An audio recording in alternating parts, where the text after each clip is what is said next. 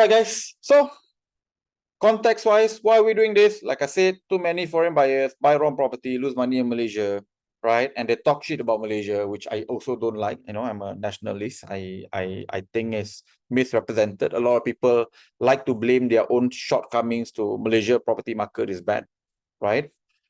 Number two here is that you know, I'm hoping that you understand the right principles so that you yourself can uncover incorrect USP being used to sell these properties by unscrupulous sellers, right?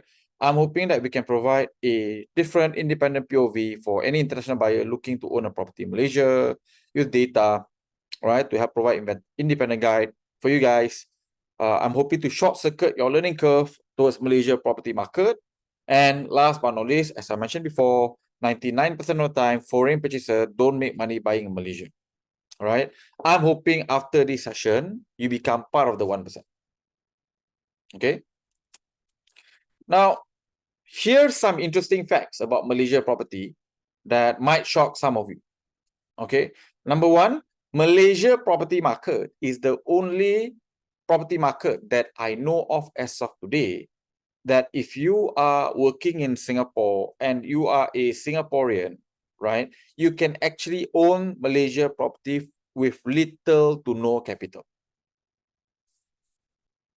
Okay, with little to no capital. Now, if you are non-Singaporean, that means you're from China or Japan and all of that, most likely you will need some level of capital, but from the capital requirement is going to be quite low compared to many other countries. Okay, so if you are a Singaporean, right, you can literally own a property in Malaysia using zero capital. In fact, what we are doing for a bunch of our Singapore clients here is that not only they don't have to pay anything to own something in Malaysia, they get paid anything between 50,000 all the way to 150,000 Sing dollars to own a property in Malaysia by cashing out right from the start. Okay. Number two, again, most people don't know, historically speaking, Malaysia properties actually outperform Singapore properties in the last 30 years. I'm going to show you the data shortly, right? So long story short, if you buy the right one, the probability of you making money in Malaysia is actually quite high. Problem here is that 99% of people who buy are buying the wrong property. Property that Malaysians don't want to buy, don't want to stay. Then you got screwed. Okay.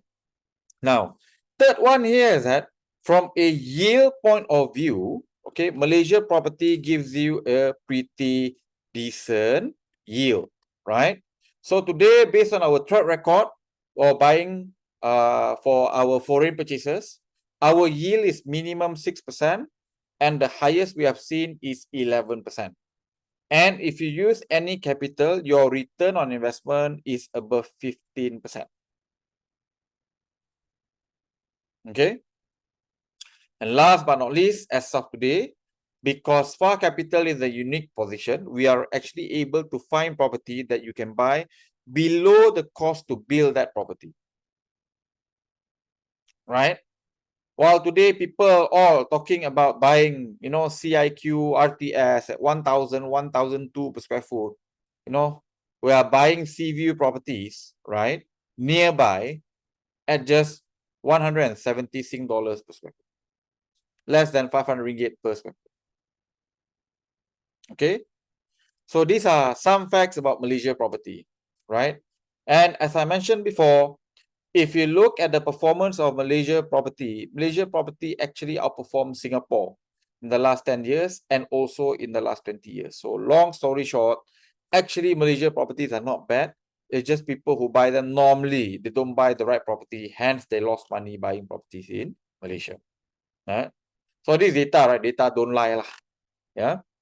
Then, if you look at the price growth in Malaysia from the year of 1990 all the way to 2020, we have registered a 450% growth on property price. So that means if you buy a 200,000 ringgit property in the year of 1990, today that property averagely will be worth 950,000, 450% capital gain, or roughly about 15% average per year.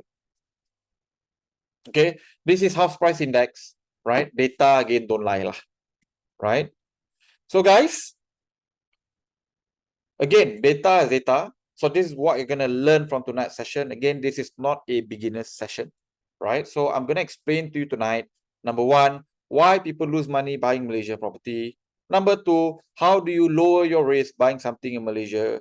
Number three, if you are foreign income, you are non-Malaysian, you are looking to buy something in Malaysia, how do you counter currency depreciation, right? Number four, I'm going to talk a little bit about Malaysia and global property market outlook in the next 12 to 24 months, right? Number five, you're going to learn tonight, how do you win in Malaysia, buy property cheaper than most locals, right? Number six, how do you build seven-figure, right? That means $1 billion property portfolio in Malaysia using little to no capital, right? Number seven, that I'm going to share with you how to build a 5-figure ringgit retirement income and retire as a wealthy person in Malaysia, especially if you are working out of Singapore, because if you are not a wealthy person in Singapore, retirement is very expensive. So you'd be better off retiring in Malaysia. You could be a B40 in Singapore, bottom 40 in Singapore from an income point of view. But the moment you go to Malaysia, you become a T10, top 10. So the quality of life is way better as a T10 in Malaysia compared to a B40 in Singapore, right? So again, I'm not dissing anyone who is Singaporean. I'm just saying you should utilize both countries for your personal benefit, right? And enjoy a pretty good retirement, right? Now, I'm giving a bonus tonight too. What's going to happen to JB upon RTS completion? You're going to be able to look at what's the coming supply, right? And last but not least, I'm also going to share what properties to avoid in Malaysia. So again, guys, if you pay full attention for the next 1.5 hours, this is exactly what you're going to learn, because as I promise you, this is not a session for a complete beginner. Okay? Can I, guys? So I'm hoping that the next 1.5 hours, you can pay full attention, pen and paper ready, jot down all the notes. And then my request to you is that if you have any questions for me pertaining the presentation tonight, please put it in the Q&A so that we can sequence it properly and we can answer all questions before we end tonight. Is that okay? My promise to you here is that I will answer all questions given to us in the Q&A tonight. No matter how difficult, how complicated, how controversial is the question, fire away, just be honest. I love difficult questions. So is that okay, guys? That's my only request to you guys. If you have any question, then put it in chat. Because, well, chat is supposed to be for chat. Put it in the Q&A. I promise you, either myself or my team will answer all questions before we end tonight. Right? I will make it worth your while. Right? Is that okay, guys? Now, anyway, this is just to highlight when I say you can get above 6% rental yield, right? You can buy property with little to no down payment, right? As a foreign purchaser, you can get positive cash flow. You can get cash out, right? So this is our actual past performance, right? Since 2021 onwards.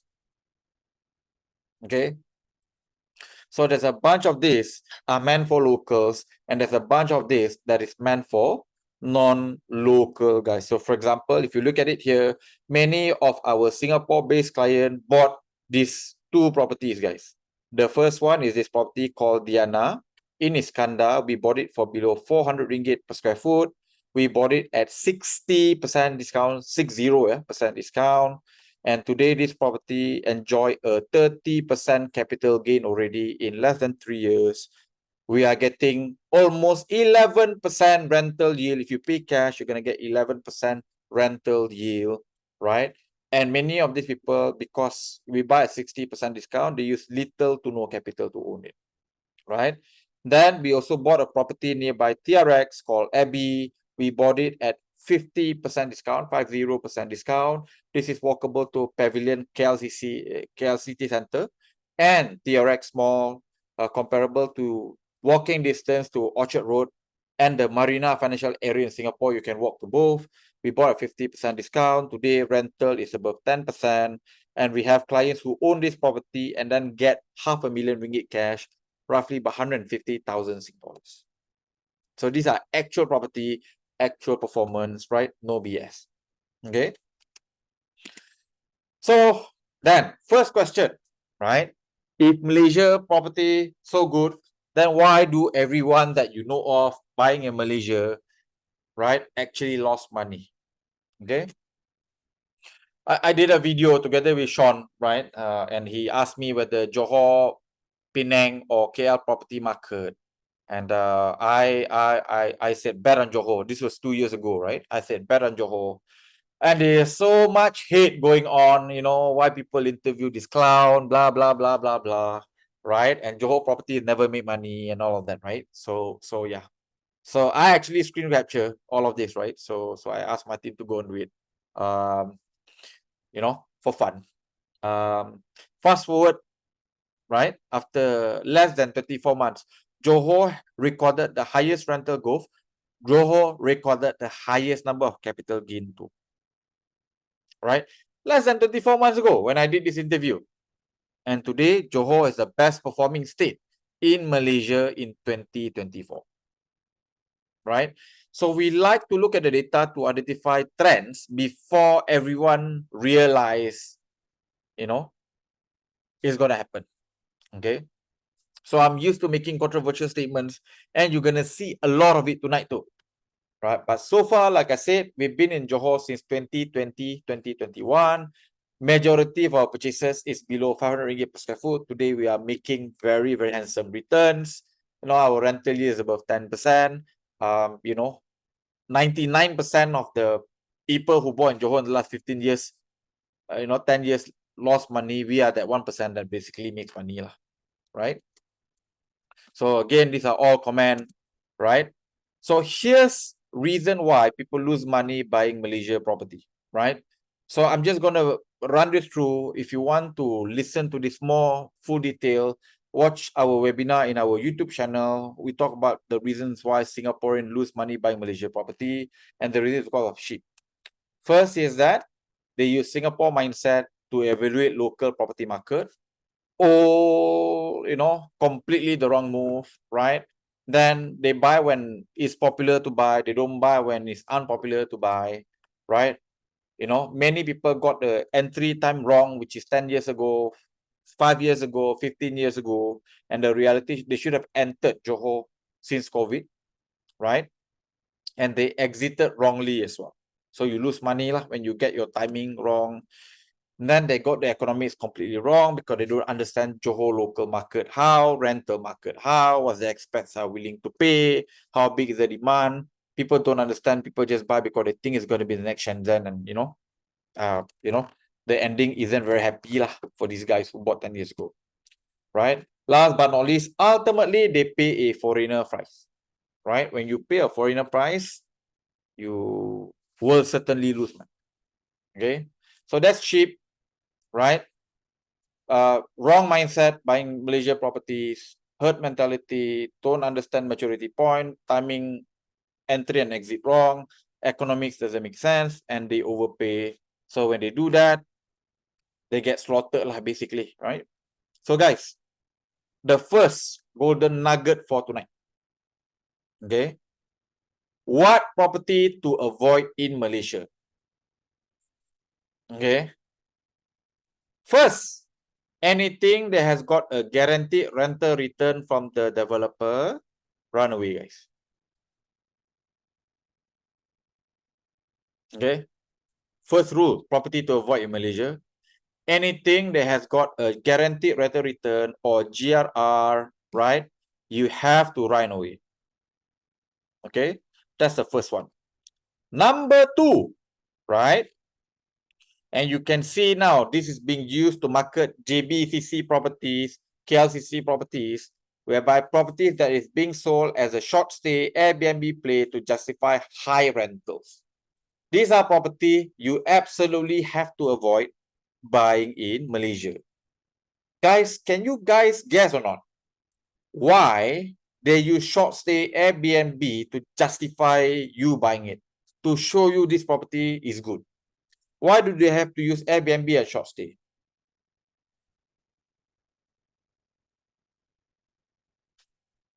Okay, the reason is because long-term rentals cannot make it. Short-term, medium-term rental cannot make it. Okay, so that's why they have to justify it using daily rental rate, right? Because if the property can make it long-term, they can just use that. By the way, guys, remember the property that we showed just now, 7, 8, 9, 10% rental return? These are all long-term rental rates, minimum 1 year tenancy.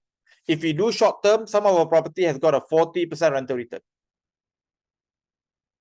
550,000 property rental can get 200,000 a year. That one if you do short-term. We don't even use short-term. So clear, guys? So anything with guaranteed rental return from developer or agent, you avoid. Number 2, anything being sold a short stay, Airbnb play to justify high rental, you also have to avoid. Okay.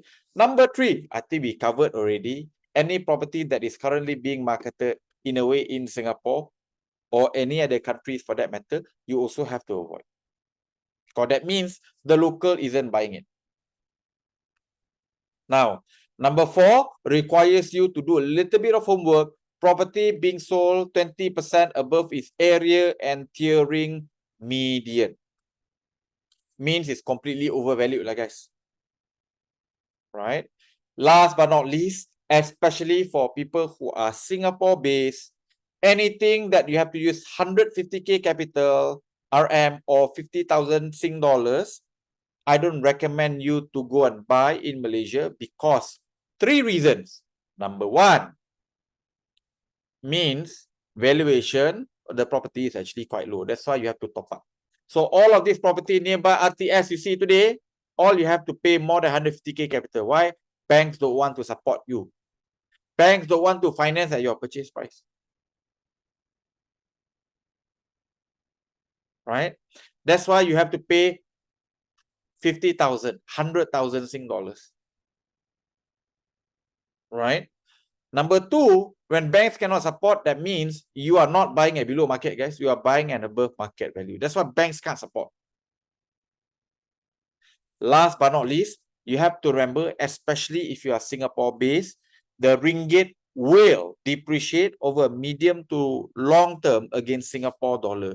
When you convert Sing dollars to ringgit, you have a currency depreciation risk. Ladies and gentlemen, does any of this make sense to you or not? Right? When I say avoid this, please avoid this. Okay? Many of the property that you will see being marketed in Singapore, all will fail minimum one of this. Okay, that's why it's being sold in Singapore. That's why this is being sold in China, Taiwan, Hong Kong, Japan. Okay. Now, I speak about Johor, right? Okay. So this is the most latest data as of June of 2025. Okay. Just to talk about supply. All right. Before you get all hype, RTS coming to, JB Singapore next year, right?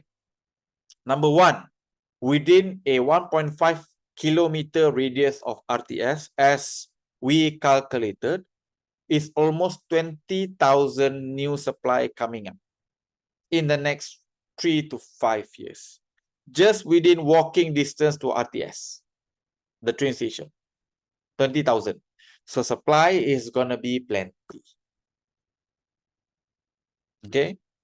Now, that's just RTS. When you include 10 kilometer radius to RTS, Johor Bahru, Iskandar, 10 kilometer radius, that supply goes to above 100,000.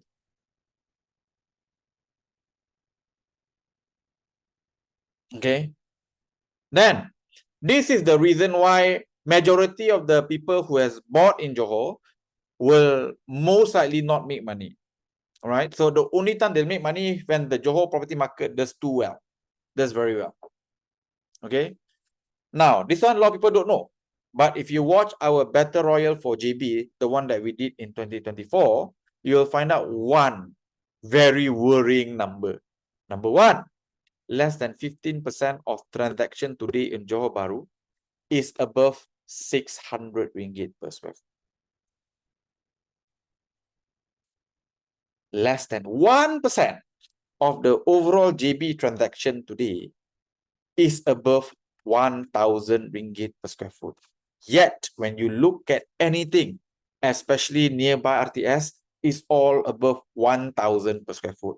Wow, you can buy 1,001, 1,002, people say very cheap leh. Right? Because why? Got developments now, rumored to launch 1,005, 2,000 per square foot. Ladies and gentlemen, all of these developer is looking to cash out. Because the hype is there. The momentum is there. The bull is already there in Johor Bahru. Right? I'm not saying most of these property will lose money, but my concern here is that in order for anyone who's paying 1,001, 1,002 per square foot in Johor Bahru to make money, the property market must do extremely well. Right? So I like to play a game whereby whether the market does bad or market does well, I'm still okay. Rental is covered. I still get some capital gain. Does that make sense, guys? I'm a low risk investor. I'm a value investor. I don't speculate. Now, some of you prefer the speculation game, no problem. So that means from a risk profile point of view, we are very different. But I like to make money on the day that I buy, not when things do too well, then only I'll make money. All right? Because if I make money today, irrespective RTS happen or not, I'm covered, I'm safe. And when RTS comes, does very well, the people who buy 1,002 make money means I'm going to make even more money because I bought at 400 ringgit per square foot. Does any of this make sense to you guys? Okay. So guys, understand your numbers, right? Especially those who are looking at Johor, please go and watch our Better Royal Johor Bahru. We spoke about tier S, tier 1, tier 2, tier 3. What is the right price point to enter? Right? The reason why I say so, very simple. When I look at the number of transactions above 1,000 per square foot, last year was worse. Zero, guys. Zero transaction. Last year when we did it. No transaction above 1,000 per square foot. This year got. But still less than 1%. So, like I said, I want you guys to play safe, be safe. You know, I want you guys to have a happy ending, right? Whether in Johor or in KL or in Penang, right? So please observe the data. Please observe the trend. Please observe the supply. That's all. I'm not worried about the 100,000 supply coming up to Johor Bahru because we don't buy anything above 100 ringgit per square foot. All the new supply is 600-700 ringgit per square foot average. My client pay 350 ringgit per square foot, below 300 per square foot 2 to 3 years ago. Right? Less than 10 minutes with the IQ. Right? We will make money no matter what.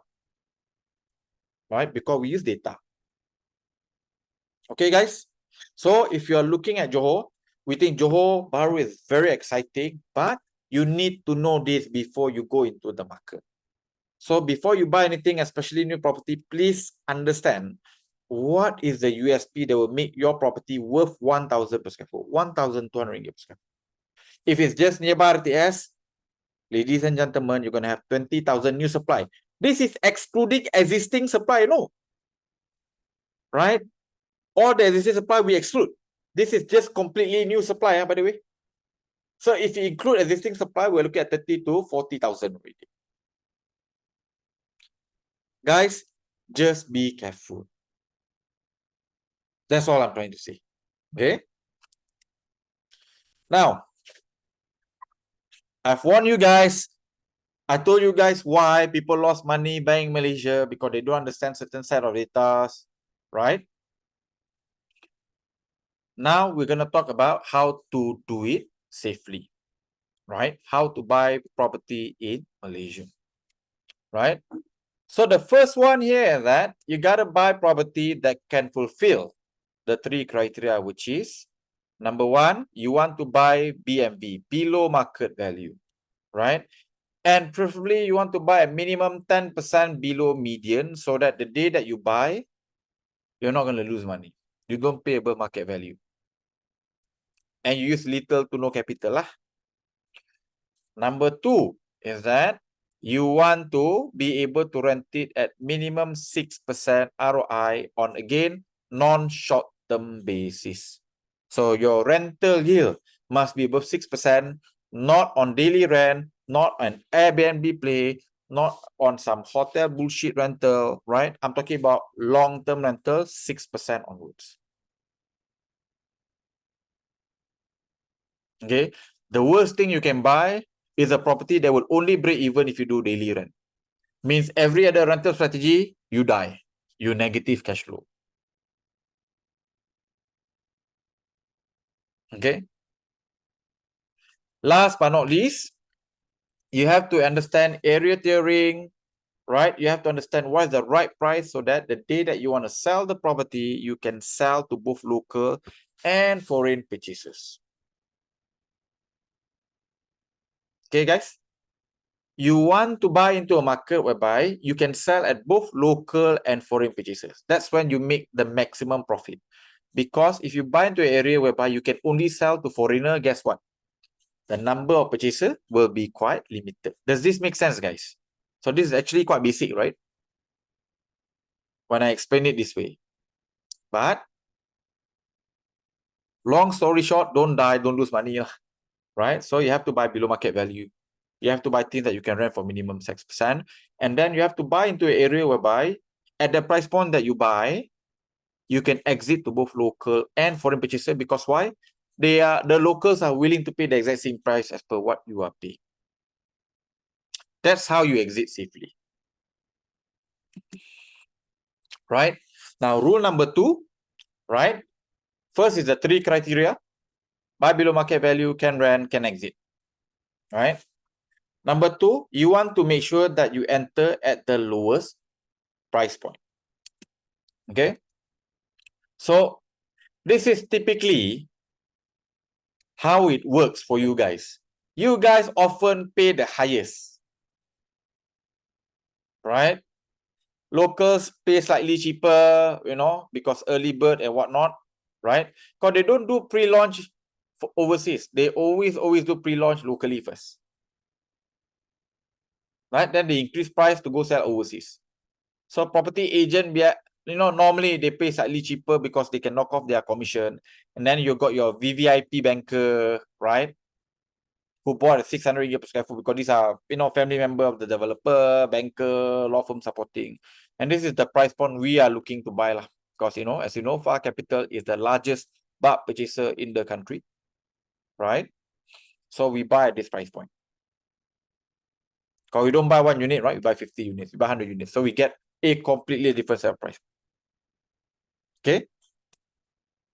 So you want to make sure to be safe that first, your buying price has to be lowest. Your monthly repayment also has to be lowest.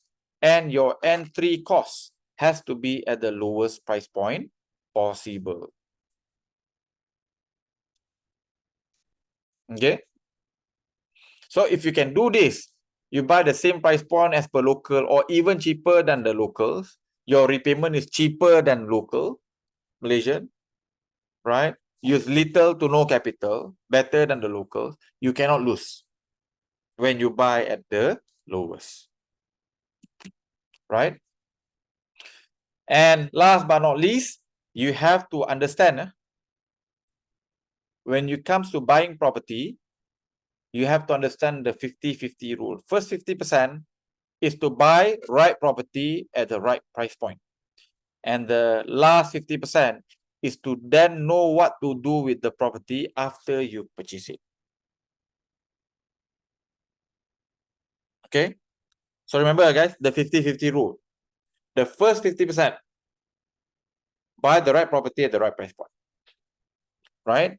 And how do you know that? You use our 8 property filter. Okay? Then, the more important next 50% here is that you also need to know what to do with the property, what kind of rental you should target, what kind of renovation you should do, what kind of property manager you should appoint based on the rental strategy that you deploy. Now, some of you got the right property at the right price point, still lose money because why? You use the wrong rental strategy. Use the wrong renovation company. Use the wrong property management company. You lose money, even though you buy the right property at the right price point. Okay? Now, we've used this thing called the 7 criteria in the past, but this year we've upgraded our 7 criteria to become 8 property filter. Okay? So the old version is 7 criteria. Today it become 31 criteria / 8 property filter. Right? So long story short, okay, we look at price, we look at what's the new story gonna come up to the area, right? We look at the supply and demand, we look at your rental option, we look at cash flow, we look at unique selling point, then we look at return on capital, and then we look at your exit options. Okay? So if you can understand 8 filter and use it properly, ladies and gentlemen, I can assure you, no one in Malaysia can scam you into buying the wrong property. You will never buy the wrong property. And again, we've done a video, right? Please follow our YouTube channel. We've done the video, I think it's a couple of weeks ago that we launched this. We give you a full explanation about 1.5 hour video. So go and check it out. Go and learn from there. Why do we talk about this and all of that? And then after that, only start looking at buying Malaysia property. Because again, my guarantee to you, if you understand 8 property filter, no agent, no developer, not even me can scam you into buying a bad property. Okay. Now, if you want shortcut, follow our YouTube channel, become part of our WhatsApp database. Every time we do a property review, we actually do the 8 property filter and give scoring for the respective property that we are reviewing. So you will know what to avoid, what to buy. So that's your shortcut, I guess. Right? But otherwise, if you are interested to learn the full criteria, full 8 property filter, go to our YouTube channel. Okay, we've done the video already. Go and watch it. Again, free. Right? So this is just to look at the data points, how we evaluate things, right? First criteria is price, making sure that you buy the right price point. Second is booster.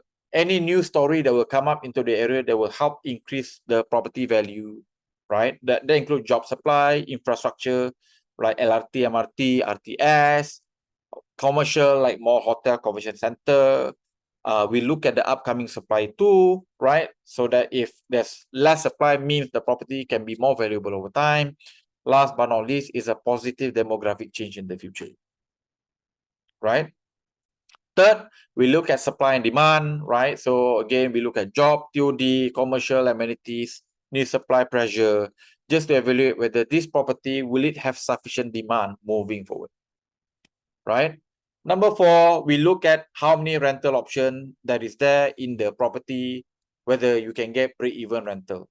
So guys, which is why, you know, if the property only has got 1 rental option to break even, so listen carefully, I guess.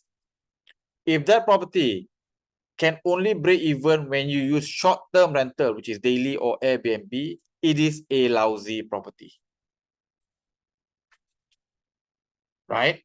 We give it only 1 star, guys. Right? So you want property with 3 stars onwards when it comes to multiple rental options, so that, you know, if one rental option doesn't make sense, doesn't work at that point of time, you can always swap to a different rental option, still make money. Still get break-even rental. Okay? Then the 5th criteria is cash flow, right? So basically, if you get 4 star and above, this property will be positive cash flow. And then number 6 is the USP. Again, what will make this property different and unique so that it becomes easier to rent, easier to sell later. All right, the demand is high. Number 7 is the return on capital. We measure 2 ways. One is return on capital for cash flow, and then return on capital right?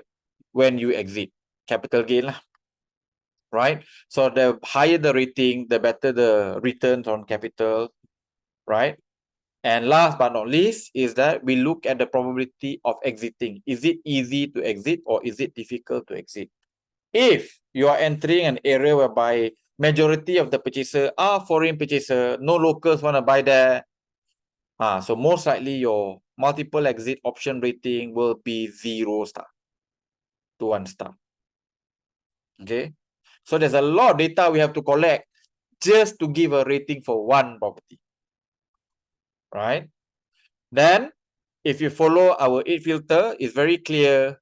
Each property we divide into either is a cash flow play or capital gain play, right?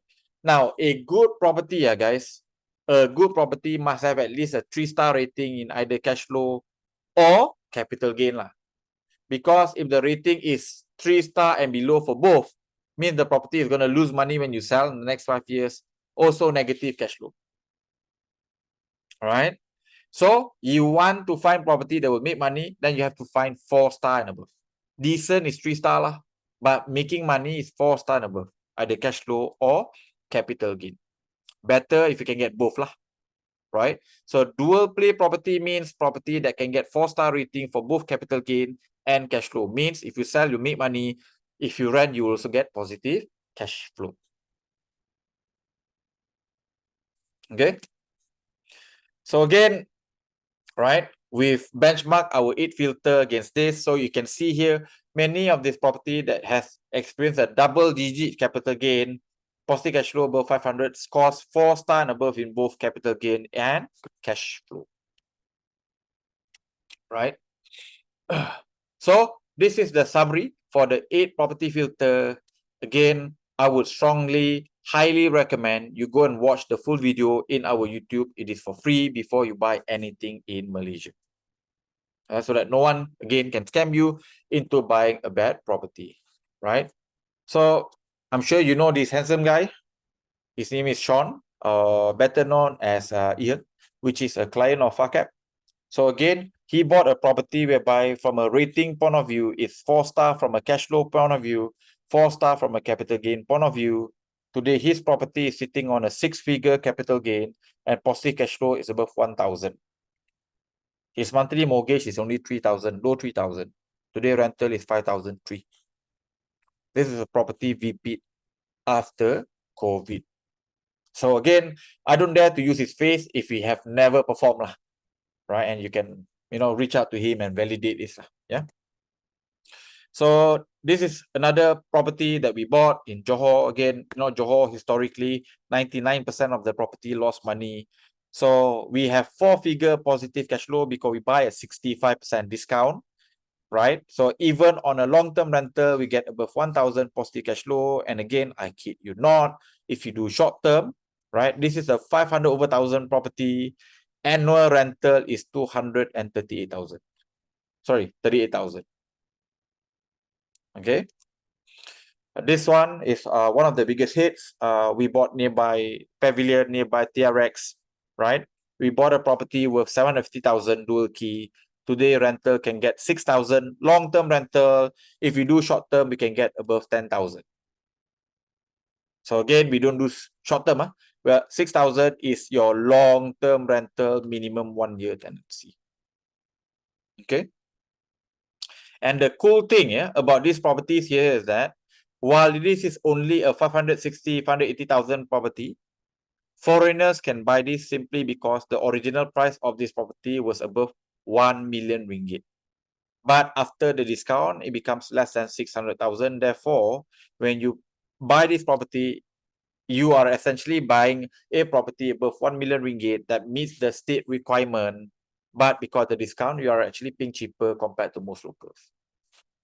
Similar to this property, this is in KL, minimum purchase price 1 million, but our Singapore clients are paying 750,000 to buy this property because they are buying it from 1.5 million SPA price, but they get 50% discount.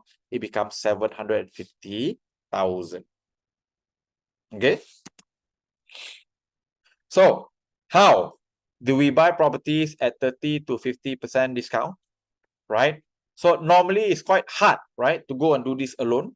But this is normally highly possible when you buy together as part of a group, because similar to buying durian, if you buy one piece of fruit, you pay a completely different price compared to you buy a whole ton or lorry of musang king. Okay, which is why in many of the instances, our clients buy property cheaper than what the CEO of that public listed company bought the same property for, right? And we buy from many public listed property developer in Malaysia, and we buy cheaper than the CEO, right, of the company. Because why? We don't buy 1 unit, we buy 50 units, right? You don't have to buy 50 units. As a client, you buy your 1 unit lah, but it's part of a group, so therefore you get a completely different set of price point.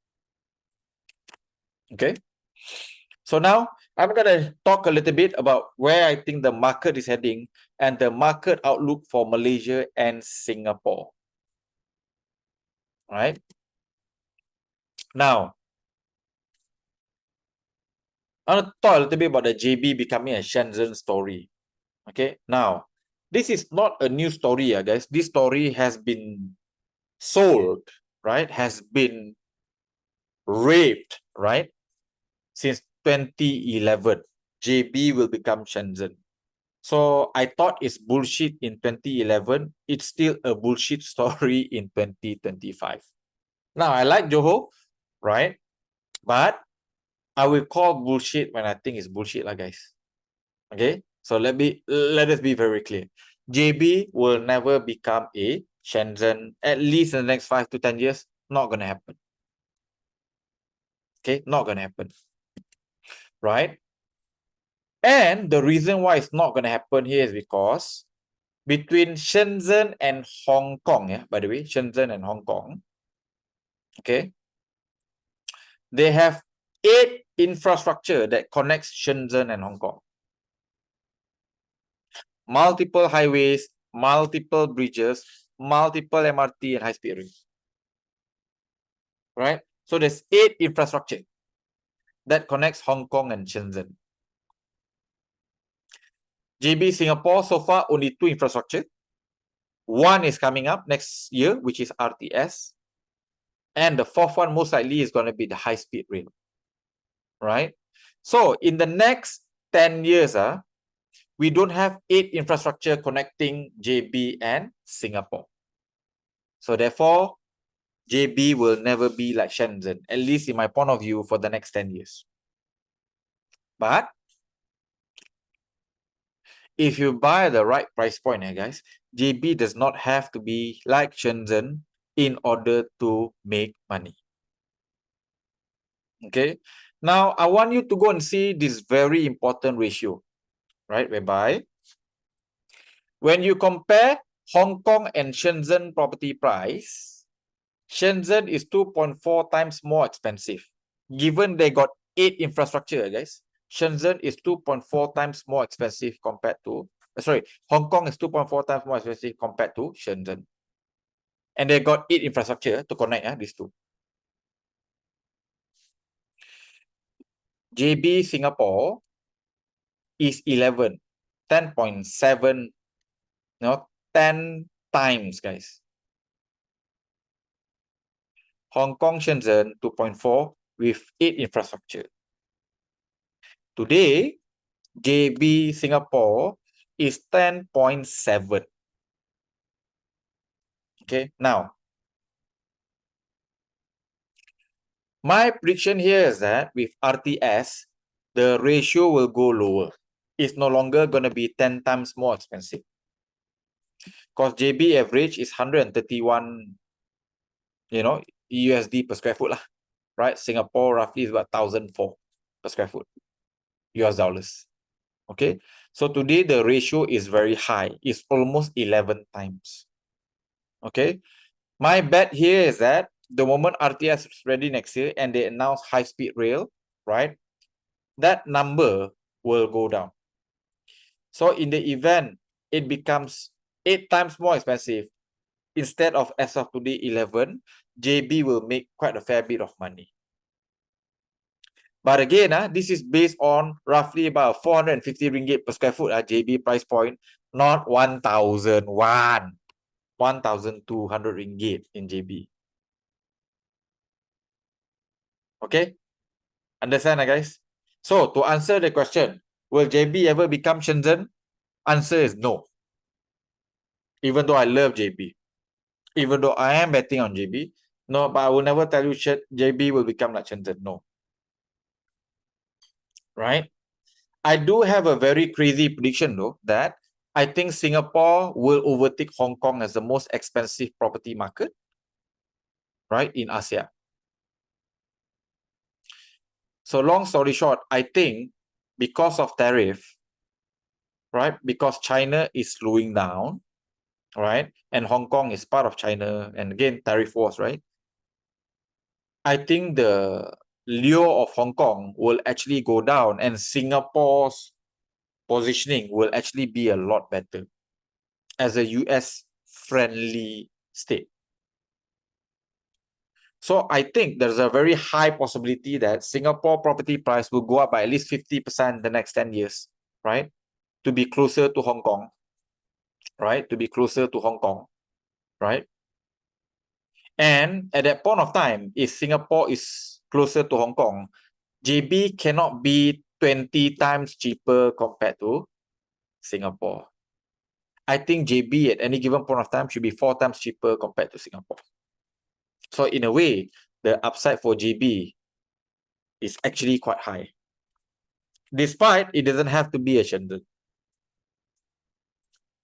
Okay. So again, this is my speculation. This is our point of view at Far Capital, largely because when we study the infrastructure, the biggest jump between Shenzhen property values versus Hong Kong happened the moment that they have the train station, Shenzhen to Hong Kong, and the high-speed rail. Is these two. Okay. So you can make the speculation all you want, but I don't think, JB with 4 infrastructure coming, right, in a way, right, two bridges, 1 RTS, 1 high-speed rail, right, should be priced at 10 times to 20 times cheaper compared to Singapore. Okay. So this data, you can only get it here, right? I don't think there's any investment bank or research house that's basically done this based on this particular issue, right? So you're the first people to know about this particular set of data. Okay.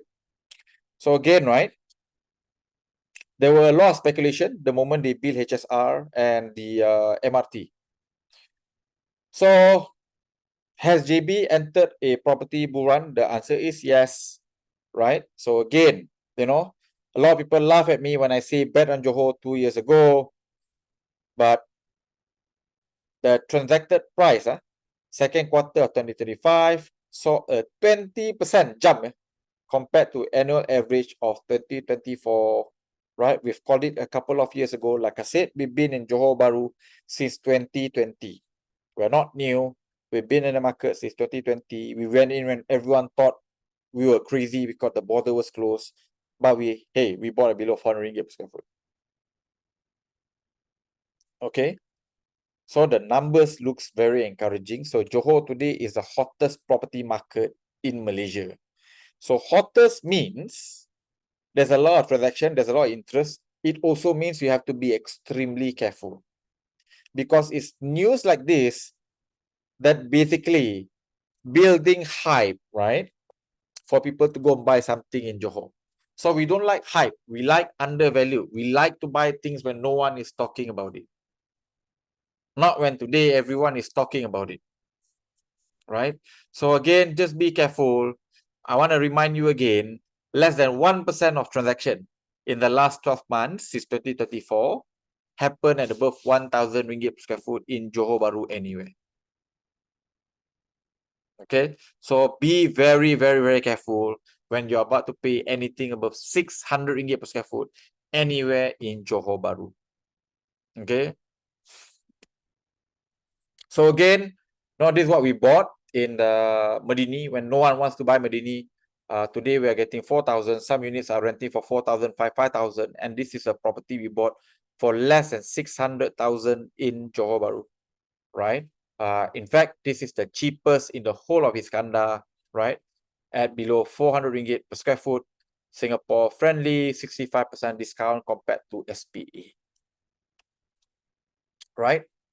So guys, if you want to understand where the property market is heading, there are three primary precursors of the property market anywhere globally, right?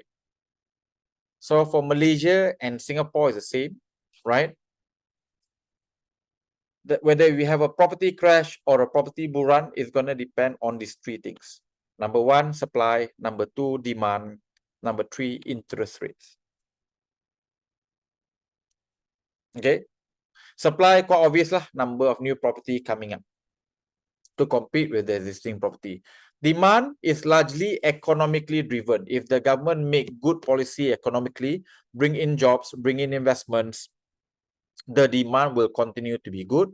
Singapore government does this exceptionally well. Malaysia government, we don't do as well compared to Singapore, but we are also not bad comparatively, right? So in fact, 2024, 2025 was a record year as far as investment is concerned, data centers, etc. These are actually industries whereby Malaysia does very well compared to its regional peers.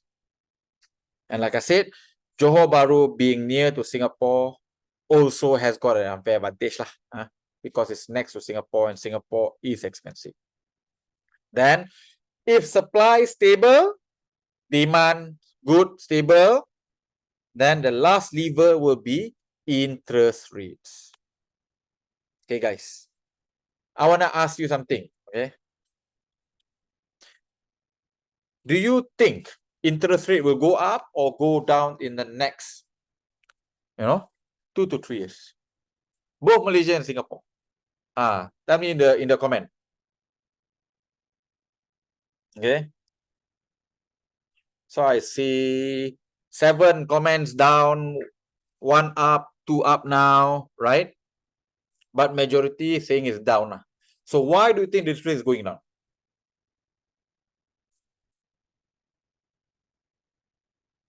So, okay.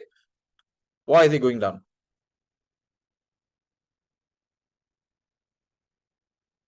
Okay. I see a couple of good answers here. Wonderful. So I think you've been following our webinar, Nico. Right? So, trade war is one. Global economic slowdown because of trade war. But I think the key thing here is going to be Trump's goal to reduce interest rate in US by 300 point cut. Right? This is latest as of July 2025. He's calling for a record unprecedented single interest rate cut of 300 points or 3%.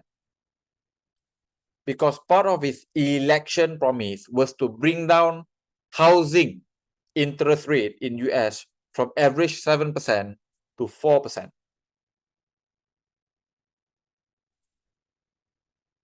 Okay. Now, who gives a shit about US? Unfortunately, we do, and we have to, because US is one of Singapore's largest trading partners. So Malaysia don't give a shit about US dollars sangat, right? Because they are not even our largest trading partner, so we don't really care that much, right? But our key trading partners for Malaysia, which is Singapore, China, right? Japan, they are all a key trading partner with US. So when US cut interest rates, does Singapore have to cut interest rate or no, guys? Because Singapore cannot be too strong, right? Against Singapore dollar, they have to maintain certain level of parity. So Singapore will begin to cut interest rates. And when Singapore cut interest rate, Malaysia will also cut interest rate because we don't want the ringgit to be too strong. Else Singaporean don't come to Malaysia, don't buy things from us, don't import things from us, right? So it's very, very important that we maintain certain level of parity when it comes to currency. There is no benefit in having a very strong ringgit. Okay, very little benefit, right, of having a very strong ringgit for Malaysia, right? So there's a couple of another conspiracy theory. I don't think it's conspiracy. I think it makes sense to me, right? So one of the main reasons why Trump will want to lower interest rate because they have to refinance their debt, right? As of today, their debt stands at above 30 trillion. So when they lower interest rate, the debt refinancing or cost becomes cheaper, right? So US has got so much to gain by lowering interest rate. Number one, millions of people will be very happy because their housing mortgage becomes cheaper by 20 to 30%. So great news. First buyer, so they will cheer Trump, great, Trump, the man, right? Trump is the best president ever, blah, blah, blah. And Trump is a narcissistic fellow, so he wants that. Now, second thing, I'm not sure whether you guys are well aware, but how did Trump make his money, made his billion, guys? What business was he in before he was a president? What business is he in, guys? Right? He's in the property and real estate business. So, if you are in real estate and you are in the property business, do you want interest rate to be high or you want interest rate to be low? Obviously, you want interest rate to be low, right? Last but not least, they can refinance the debt at a much cheaper price point. They can also issue and print US dollars again at a cheaper interest rates. So with these many wins for US, right? I think a triple digit point of interest rate cut will happen in the next 18 months. Okay. So again, we are speculating at this point, but this is a speculation with some level of substance. Okay. So again, if US cut interest rate, Singapore will have to cut its interest rate as well. So good news for Singapore property owners, your mortgage will be a lot cheaper in the next 18 months. All right. The other good news here is that when your mortgage drops by 50 to 100 basis points, that normally triggers a property bull run in your market. So again, I think Singapore property market will do extremely well in the next 3 to 5 years as we enter an era of low interest rate environment. So far, does any of this make sense to you guys? Yeah. US cut interest rate, Singapore have to follow because they have to maintain Singapore dollar at certain parity versus US dollar, key trading partner. Right? Then Malaysia, look at Singapore reducing interest rate. Malaysia also have to follow because we don't want to be too strong against Singapore dollars. Because why? Singapore is a very important trading partner to Malaysia. Malaysia is also a very important trading partner to Singapore. Okay? So, as a property man, I'm very happy to see Trump in power, right? I think it's gonna be, he will trigger the world to enter a low interest rate environment, right? Because when they reduce interest rate, every other country has to follow, especially those who trade with US, right? As a result, he will most likely trigger the next round of a global property bull run, single-handedly. So as a property owners, I think people are going to be quite happy. People who are holding on into cash not going to be too happy because their cash is going to be worth less in the era of low interest rate and people printing money. Okay. So again, I think we're going to have a property bull run in Malaysia. Singapore will have even a bigger property bull run. Right? So Singapore will do very well. My simple advice to anyone here, like I said, Malaysia and Singapore will both enter a property bull run. If you own something in Singapore, never sell it, because I think Singapore will overtake Hong Kong, right, as the most expensive property market, both rental and price per square foot, right? So it's your golden goose lah, guys. HDB, private condo, don't sell it, right? And if you can, buy as many property as you can in Malaysia, provided ROI above 10%, and you can buy at least 20% below market. So again, my Malaysia advice is only applicable when you can get cash on cash return above 10% and you are buying at least 20% below market. Then you should buy as many as possible. Okay, clear, guys? What is the recommendation for tonight? I justified why, right? I think we're going to have a bull run. It's because we're going to enter a low interest rate environment. Okay, that's why the crypto market and the gold market has rallied in the last couple of 2 weeks, because of this 300 points rate cut, 3% interest rate cut. First time, unprecedented. So it has caused crypto, it has caused gold to rally, and typically property will follow soon lah, the moment the interest rate cut happen.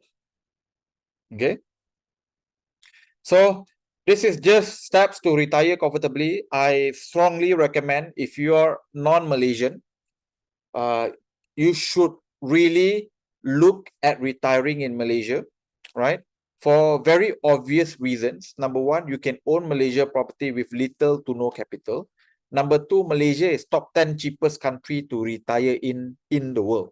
And I think from an infrastructure point of view, we are not as great as Singapore, but we are probably 70 to 80% of what Singapore has as of today. But from a price point of view, we are a couple of times cheaper, right? So let's call it a spade lah, guys. If you are a very wealthy person, you know, you have a net worth of 5 million Sing dollars, just stay in Singapore, because money is not a problem to you. But if your net worth is below 2 million Sing, and majority of the net worth is in that one property you own in Singapore, brother, just come to Malaysia, retire lah, right? Just come to Malaysia, retire. Retire as a poor person in Singapore, no, because your property is useless. You can't rent it out, you have to stay there. You come to Malaysia, retire, rent out your Singapore property, get 20,000 ringgit per month, you live like a king in Malaysia, bro. Make sense or not, guys? So, like I say lah, this is a no BS. I'm just telling you the logic, why I think it makes sense. And today, when you buy Malaysia property, you've got the opportunity to buy things at 30, 40, 50% discount. Take advantage of it, because today you can truly own a Malaysia property with little to no capital. Right? So steps, very straightforward. You own a HDB and condo in Singapore, I forbid you from selling, right? Because I believe that Singapore will enter its best economic and property era in the next 5 to 10 years, thanks to Hong Kong dying, right? So Singapore is going to claim its place as #1 most expensive real estate in Asia Pacific region, right? So which means whatever you own should be worth 50% more in the next 10 years. So stupid to sell, right? Rental will most likely go up too. So again, if you decided to retire in Singapore, that 1 million, 2 million condo or HDB in Singapore is worthless, because, you know, you stay there, it's a non-income producing asset. You come to Malaysia, you rent cheap, 2,500, 4,000 ringgit per month, while you rent out your HDB at 4,000 Sing dollars, you still have 10,000 ringgit to spend just on food and other expenses. Medical today, I think we are now part of we have a couple of hospitals, top 100 in the world. Again, is very comparable to Singapore. We're probably about 80 to 90% there. But from a cost point of view, we're at least 50% cheaper. So guys, keep your Singapore property, rent it out, move to Malaysia, use the rental income from Singapore to retire very comfortably in Malaysia. Don't need to work in 7E at 65 in Singapore. Come here, retire like a king. stay in Mongkera, stay in Penang, enjoy the food, right? So at least when you die because, you know, your heart gets clogged because of all the good food in Malaysia, rather than stress trying to work part-time in Singapore, right?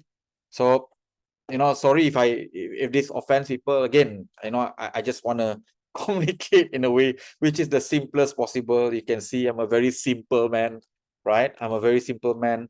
Got question here, why we don't speak Malay? Still livable for us to live in Malaysia?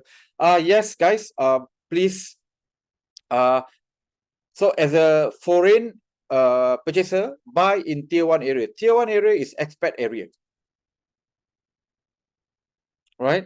Tier 1 area is expat area. So your Monkera, your Bangsa, KLCC, TRX, most of the people there speak English or Cantonese, right? Or Cantonese, right? So I think you'll be quite okay, right? Especially if you go to places like Bangsa or Monkera, 95% people speak English.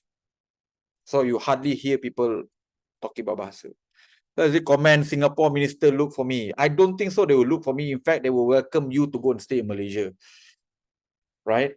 Because you're not productive in Singapore in many ways lah. You're not contributing to the GDP as an elderly retiree lah. So I don't think they mind, right? So in all honesty, as long as you continue to vote for PAP, I really don't think they mind lah. And why shouldn't you vote for PAP? I mean, they are, after all, making sure a lot of foreigners come in, pay you expensive rental for your HDB and condo. So I don't see a reason to hate them. They run the country quite well. You know, Malaysia, Indonesia will be very happy to have the caliber of the ministers that you guys have in Singapore, right? So, you know, let's call a spade lah, right? And Malaysia ministers, look at the Singapore recently has got a lot of corruption issue, right? But Malaysia and Indonesia ministers, look at Singapore ministers, ni budak baru belajar ni, bocah, bocil, small kid try to do corruption, come and learn from Malaysia and Singapore how to do corruption properly. Apalah 200,000 Sing dollar corruption rental, not enough. So I don't think I'll get into trouble lah, right? Because Singapore clean, ministers are well paid, do long-term good policy. So BB&U, correct? That's the correct term. BB&U, beginner, right? No player, no ministers when it comes to corruption in Singapore. So come to Malaysia, send them to Malaysia 3 years and forget. So jokes aside, you got the best paid ministers in the world. They'll continue to run Singapore like a corporate to generate more revenue. I don't think they mind you guys come and retire in Malaysia, right? I think it's also within a calculation and expectation too, right? It's just that if you're a minister in Singapore, you cannot go and tell Singaporeans, hey, you are too old, your income is very low if you work part-time, go stay somewhere else, because it's a very unpopular things to say, right? But let's look at it honestly. Cost of living has gone up significantly in Singapore, right? It becomes very expensive to retire in Singapore, right? And today, coincidentally, we've got MM2H, multiple tier, got cheap tier, got middle tier, got expensive tier. You can even now buy citizenship in Malaysia, right? So it's not a coincidence, guys, right? So, the minimum is now 10 years, right? Long-term pass, right? With property ownership in Malaysia, right? So it's only a few hundred K Sing, right? So like I said, it's quite conducive. We are nearby, with the RTS, it's less than 1 hour away to Singapore. So I think look at it as an option, but keep your Singapore property, rent it out, make sure it becomes your retirement fund, and you live very comfortably in Johor or KL or Penang for that matter, right? But we welcome you. We think you also gonna have a much better retirement in Malaysia compared to Singapore, if we were to have a very honest and candid conversation, right? So similar thing, right? I don't know whether you want to send your kids to Malaysia for education, because the overview of Malaysia education is nowhere near as good compared to Singapore. But again, just to tell you a story of China. It's very competitive in China. So all their kids, which is not very bright to survive in China, they send to Malaysia. So less pressure. Children in Malaysia also not as competitive, potentially not as bright because, well, it's not as competitive. Again, honest, right? Conversation. So, not so bright kids will have a better time in Malaysia compared to China or Singapore, right? So again, well, I'm just stating facts. If your kid is super bright, let them continue to be in Singapore or China or Hong Kong, right? And they can fight there. Not so bright ones can send over to Malaysia. So how to, private education in Malaysia cheap, for 1,000 Sing dollar, 1,000 US dollar, you can send to a pretty decent international school in Malaysia already. That requires you to own one property in Malaysia and done, right? Done, right? So you buy one property in Malaysia. So here's the thing, right? This is how you get free education in Malaysia, right? So you spend maybe what, 700,000, 800,000 ringgit cash, buy something cash, get a 5,000 rental per month. So while your kid is in Malaysia, their private education, you can use the rental to go and pay for it. After 10 years, kid go to university, sell the property. Most likely, minimum you will make back what you pay, but your children education becomes completely free. Does that make sense, guys? So again, you buy 20% below market, you make sure you get at least 7-8% rental yield. Your children education in Malaysia become free even for international school. Not bad, right? You put 300, 250,000 Sing, get free education. After 10 years, get back your 250,000 Sing. Right? So that's how you do it lah. If you want to get, a free education for your children. Right? So for us, we divided all people into 4 stages when it comes to property ownership. We don't, I would say lah, guys, if you are looking to build something in Malaysia, make sure you have the right long-term strategy rather than looking at it purely from one buying opportunity of RTS, because it's such a waste, right? So the goal, if you were to ask me, you should at least target to be stage 3, right? Minimum 5 million ringgit property portfolio in Malaysia with minimum passive income of 15,000 per month, right? That should be the goal. In order for you to go and do this, probably you need about 3 to 5 properties, right? And with sufficient discount, here's the best part. Listen carefully. With sufficient discount, you can potentially build a 5 million ringgit property portfolio, income of 15,000 per month, using little to no capital. For now, okay? After 2 years, I'm not sure.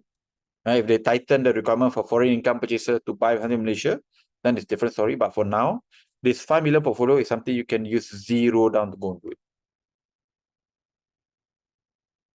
Okay? So, this is how you build a 5 million ringgit portfolio over 20 years, right? So you have to buy 2.5 million ringgit worth of property as of today. That translates for foreign income purchaser, maybe 3 properties only, right?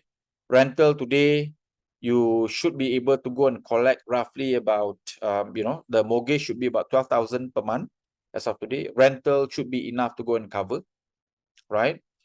So if you can keep it for 20 years, most likely the property value will most likely double. So for 2.5 million today purchase, become 5 million in 20 years, quite easy. You've seen it already over 30 years. We've seen 4.5%, 4.5 times, right? Property price growth, right? And rental yield at 5% at that point of time will make you roughly about 20,000 per month, which is equivalent to 10,000 ringgit today, which means you retire very comfortably lah, right? In Malaysia. Right, so again, if you think Malaysia property can't make money, the house price index is very, very, very clear. 1990 to 2019, 450% growth, 100,000 property become 550,000 over 30 years. Right, so when I say your 2.5 million debt become 5 million over 20 years, I am not being aggressive. I'm actually being conservative. Because last 30 years is 4.5 times. I'm saying now in 20 years, you make double, you are already quite okay, quite happy. Okay. So this is how, right, you should look at buying properties in Malaysia. First, you understand how much can you loan, how much can you borrow, right? Then second, you identify your stage and your property goal. You identify the cash that you need, your risk profile, then only you should look at buying the right property. Okay, so most of the agents and property developer out there will tell you just buy this one because this one is great. Rental per night can get how much, right? So they will even teach you how to do rental per hour, which is a completely different set of business. But you know, again, guys, anything rental per hour, rental per day, you should run away lah, yeah, from that property purchase, right? So understand where you are, you know, understand your goal, understand the cash that you have and you should, you know, deploy in Malaysia. I don't recommend utilizing a lot of cash buying anything in Malaysia. Understand your risk appetite and then only go and buy the right property. Right? So in Far Capital, we divided properties into 3 types. Number 1 is you buy property to get cash, which is cash out. Number 2, you buy rental year property to get monthly cash flow. So every month you want to get 500 ringgit, 1,000, 1,005 per month. Or you buy a completely undervalued property to make 100,000 to 300,000 capital gain over the next 5 years, right? So typically when you decided to become a client, we'll ask you, what's your goal? And, you know, some client will say, I don't have enough cash. I need to increase my savings to above 100,000 ringgit. Okay, so then we recommend property with cash out. So you buy property undervalued, whereby upon purchasing the property, you actually will receive anything between 50,000 all the way to 500,000 ringgit cash. So it's called cash out property lah. So the more popular term is called cashback. Okay. Second is your regular, you know, good cash flow property, buy strategic location, and you know, you deploy the right rental strategy, which allows you to go and get positive cash flow from the property, especially when you buy the property at the right price point, you take the right loan, and you deploy the right rental strategy, so you get positive cash flow, right? Last but not least, you buy property with the goal of getting capital gain because, you know, you come and tell us, it's okay lah, I've got 200,000 Sing dollars cash savings today. You know, cash flow also not very important, but I'm looking to maybe spend a few 100,000 Sing on something in the next couple of years, right? So you want capital gain. So you then buy completely undervalued property, you buy at below replacement cost so that you can get a 6-figure capital gain. Okay.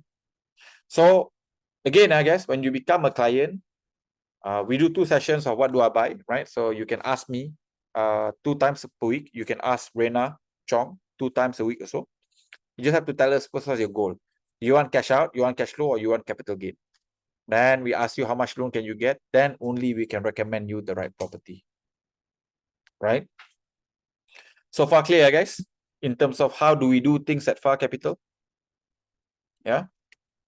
So these are examples of property that you can buy today as a foreign purchaser, right?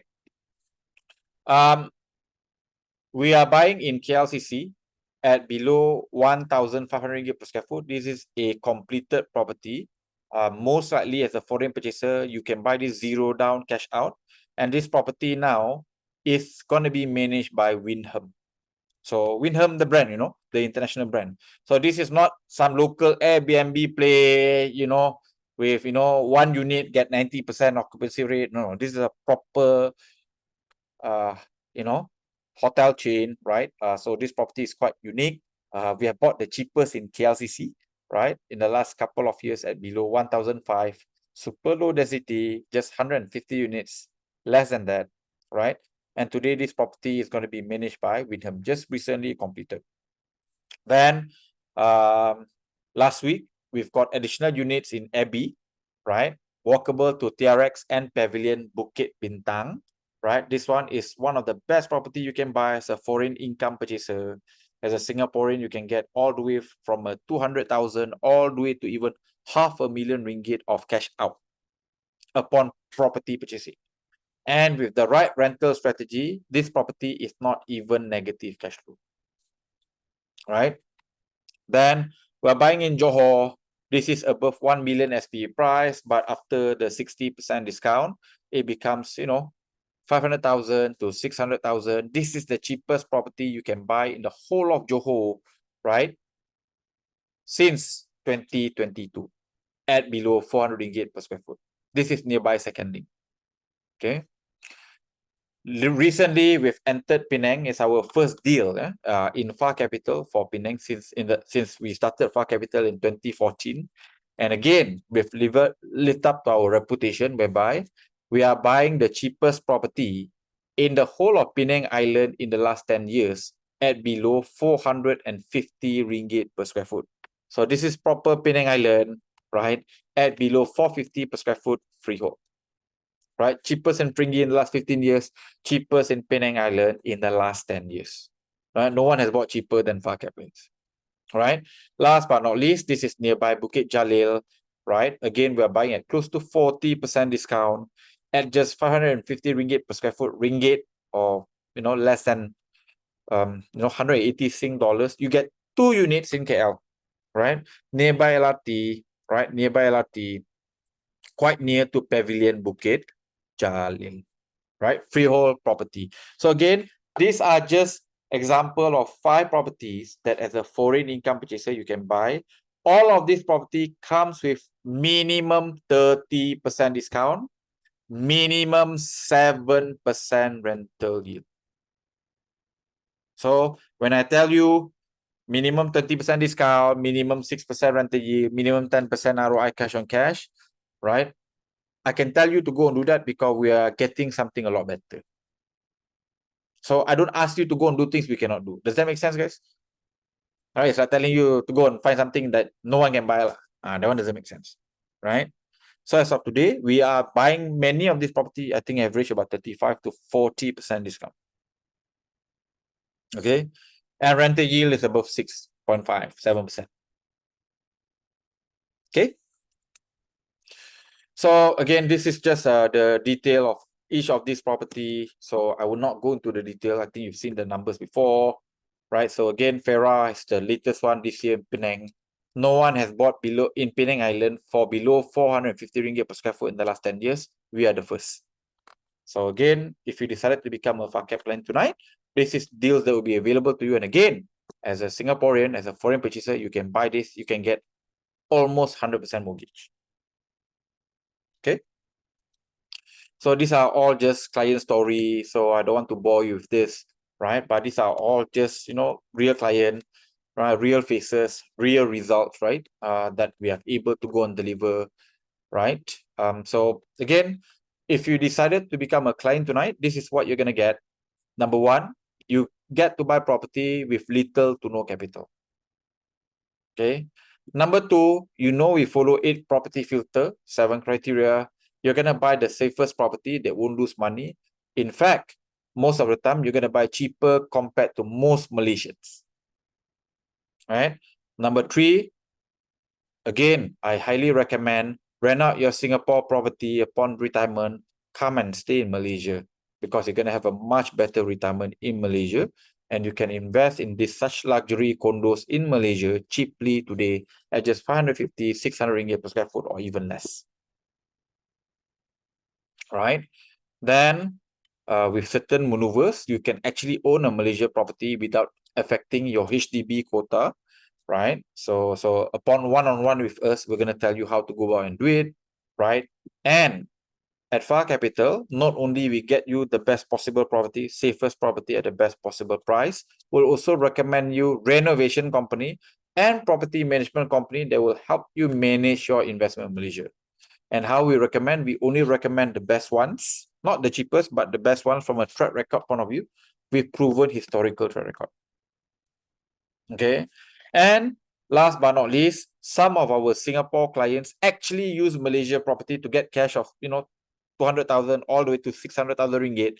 That's close to 150,000 Sing to actually use it as a capital to go buy Singapore property. Because Singapore property need a lot of capital to buy, right? Very expensive to own, right? A lot of capital need to be deployed. So you can actually utilize Malaysia property to buy your Singapore property faster. Okay. So guys, I've concluded in a way the presentation tonight, right? So before we go to Q&A, allow me to introduce a little bit about what we do at Far Capital, right? So in a way, I've teach you what to avoid. I teach you what to do already, right? So you can do it the slow way or you can do it the fast and secure way, right? So there's two ways to go and do this moving forward, right? Number one, slow way, you can do it yourself, right? I've been doing this for the last 20 years. I'm investing. Yes, I put my photo 10 years ago. I look very different. I'm still the same guy, less chubby today. Same weight, by the way, right? I just have a little bit more muscles, right? So comel kan? I look cute, right? 10 years ago. No one would want me at this era lah. Now okay lah, not so bad lah. Right? So you can do it the slower way, right?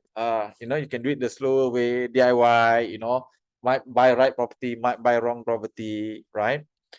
Or you can just invest your way to leverage on my personal investment experience of 20 years and Far Capital's investment experience in the last 10 years.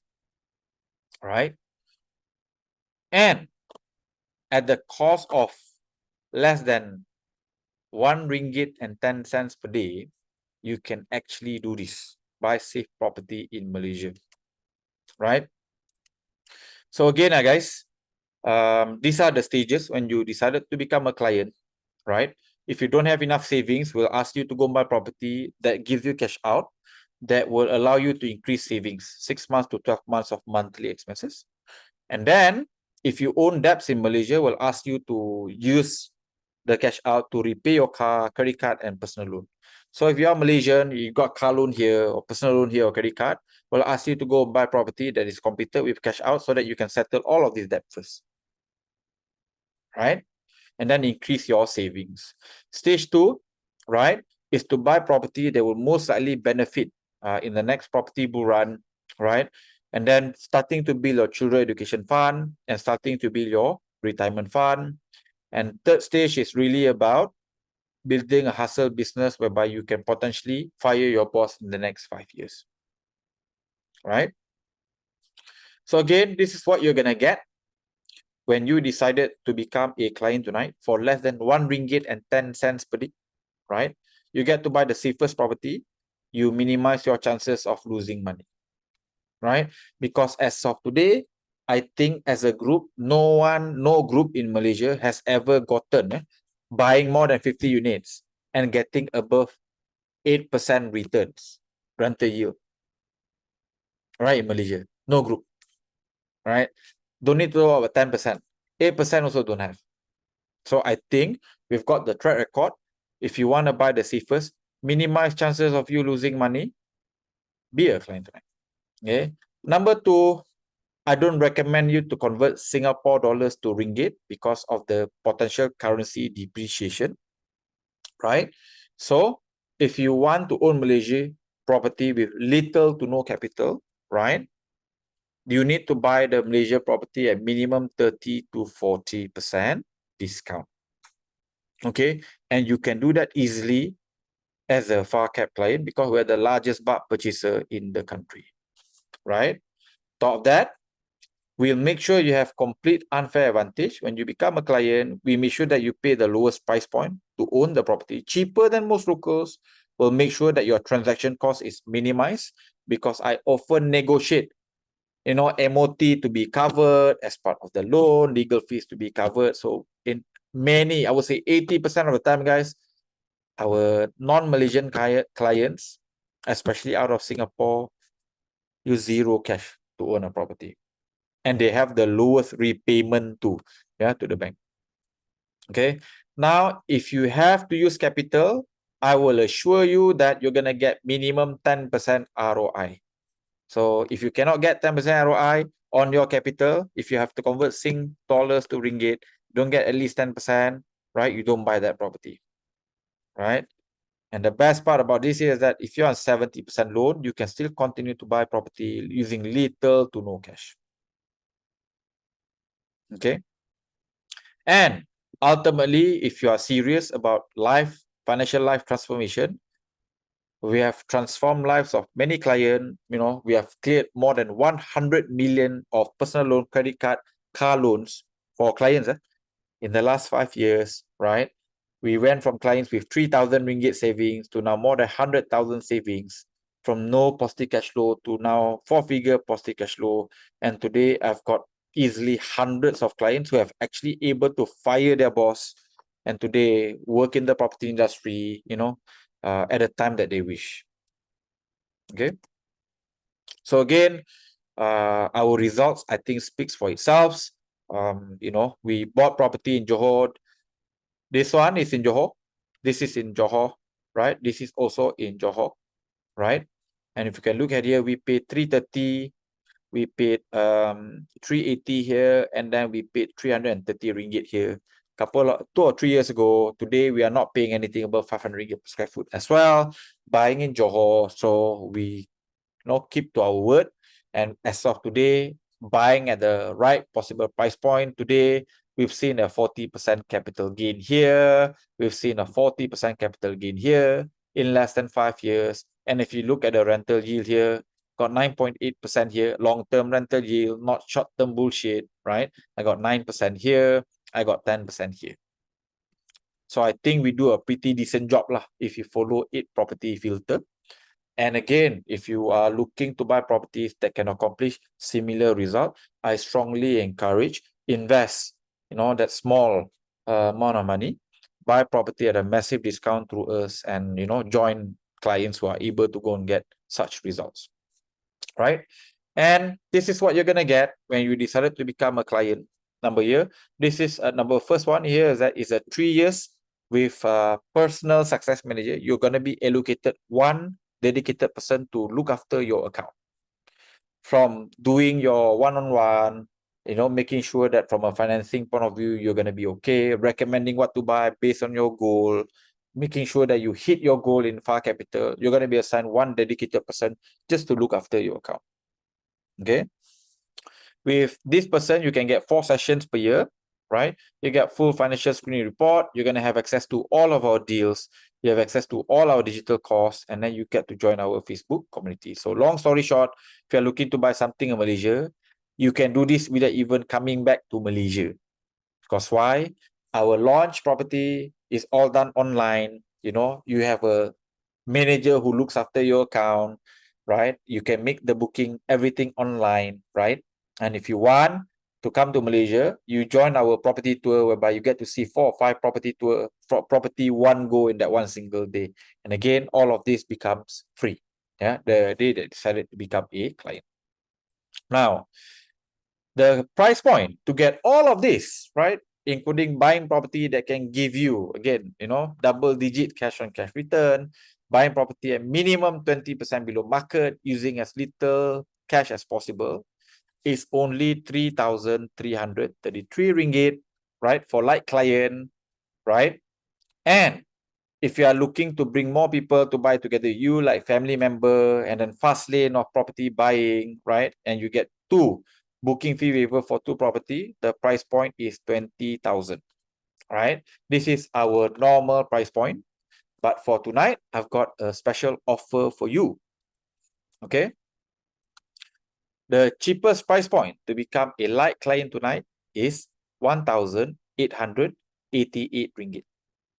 One-time fee, right? For a 3-year membership. And for full membership is 10,000 ringgit, right?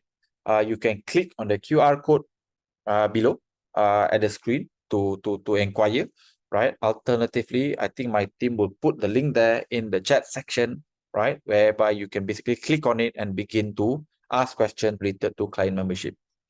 Okay. Now, on top of the special price of 1,008 now, instead of 3-year membership, you get additional 2 years membership complimentary. So which means now 1,008 divided by, similar number of days, you pay roughly about 1 ringgit and 3 cents per day only. So in Singapore, it's less than 30 cents. Yeah, Singapore dollars per day to buy property at a, significantly much higher discount. All right. In some cases, our price point versus public is 100,000 cheaper. right? Number two, guarantee on top of a additional 2-year membership, I'm also gonna give you a full refund if you have followed our advice and you are unsuccessful in buying a property in Malaysia that meets the requirement. So unless you are successful in buying property that meets the requirement that we mentioned tonight, you are going to get a full refund in 5 years. Okay? So you can pick also, the full refund also covers minimum one goal. So you can pick which one is this goal, which is the most meaningful to you, either to buy the best possible property, right? Zero down, or increase savings, right? Or minimum 6% rental yield, or increasing your household income, right? Or from cannot get loan to be able to go and get loan to buy a property and reduce your debt. You can pick one of these goals. If you fail to deliver in the next 36 months, we're also going to give you a full refund. So long story short, I guess, unless you are successful, right, in terms of getting benefit or becoming a client, you get a full refund in 36 months. Okay. So again, you know, this offer ends at 12 o'clock tonight. So you've got roughly about 1 hour, right? You've got roughly about 1 hour. So instead of paying 3,300, now you pay 1,888 ringgit for light client. And for full premium membership, you pay 10,000. The difference between light and premium is basically a couple of things. First one here is that light client has to wait 30 days after launch before they can buy the property because priority is given to premium client. All right, number one. Number two here is that premium client can bring 2 other partner to join membership. So it's 3 membership for 10,000 ringgit, guys. Right? Last but not least, normally when you buy a property, you have to pay booking fee.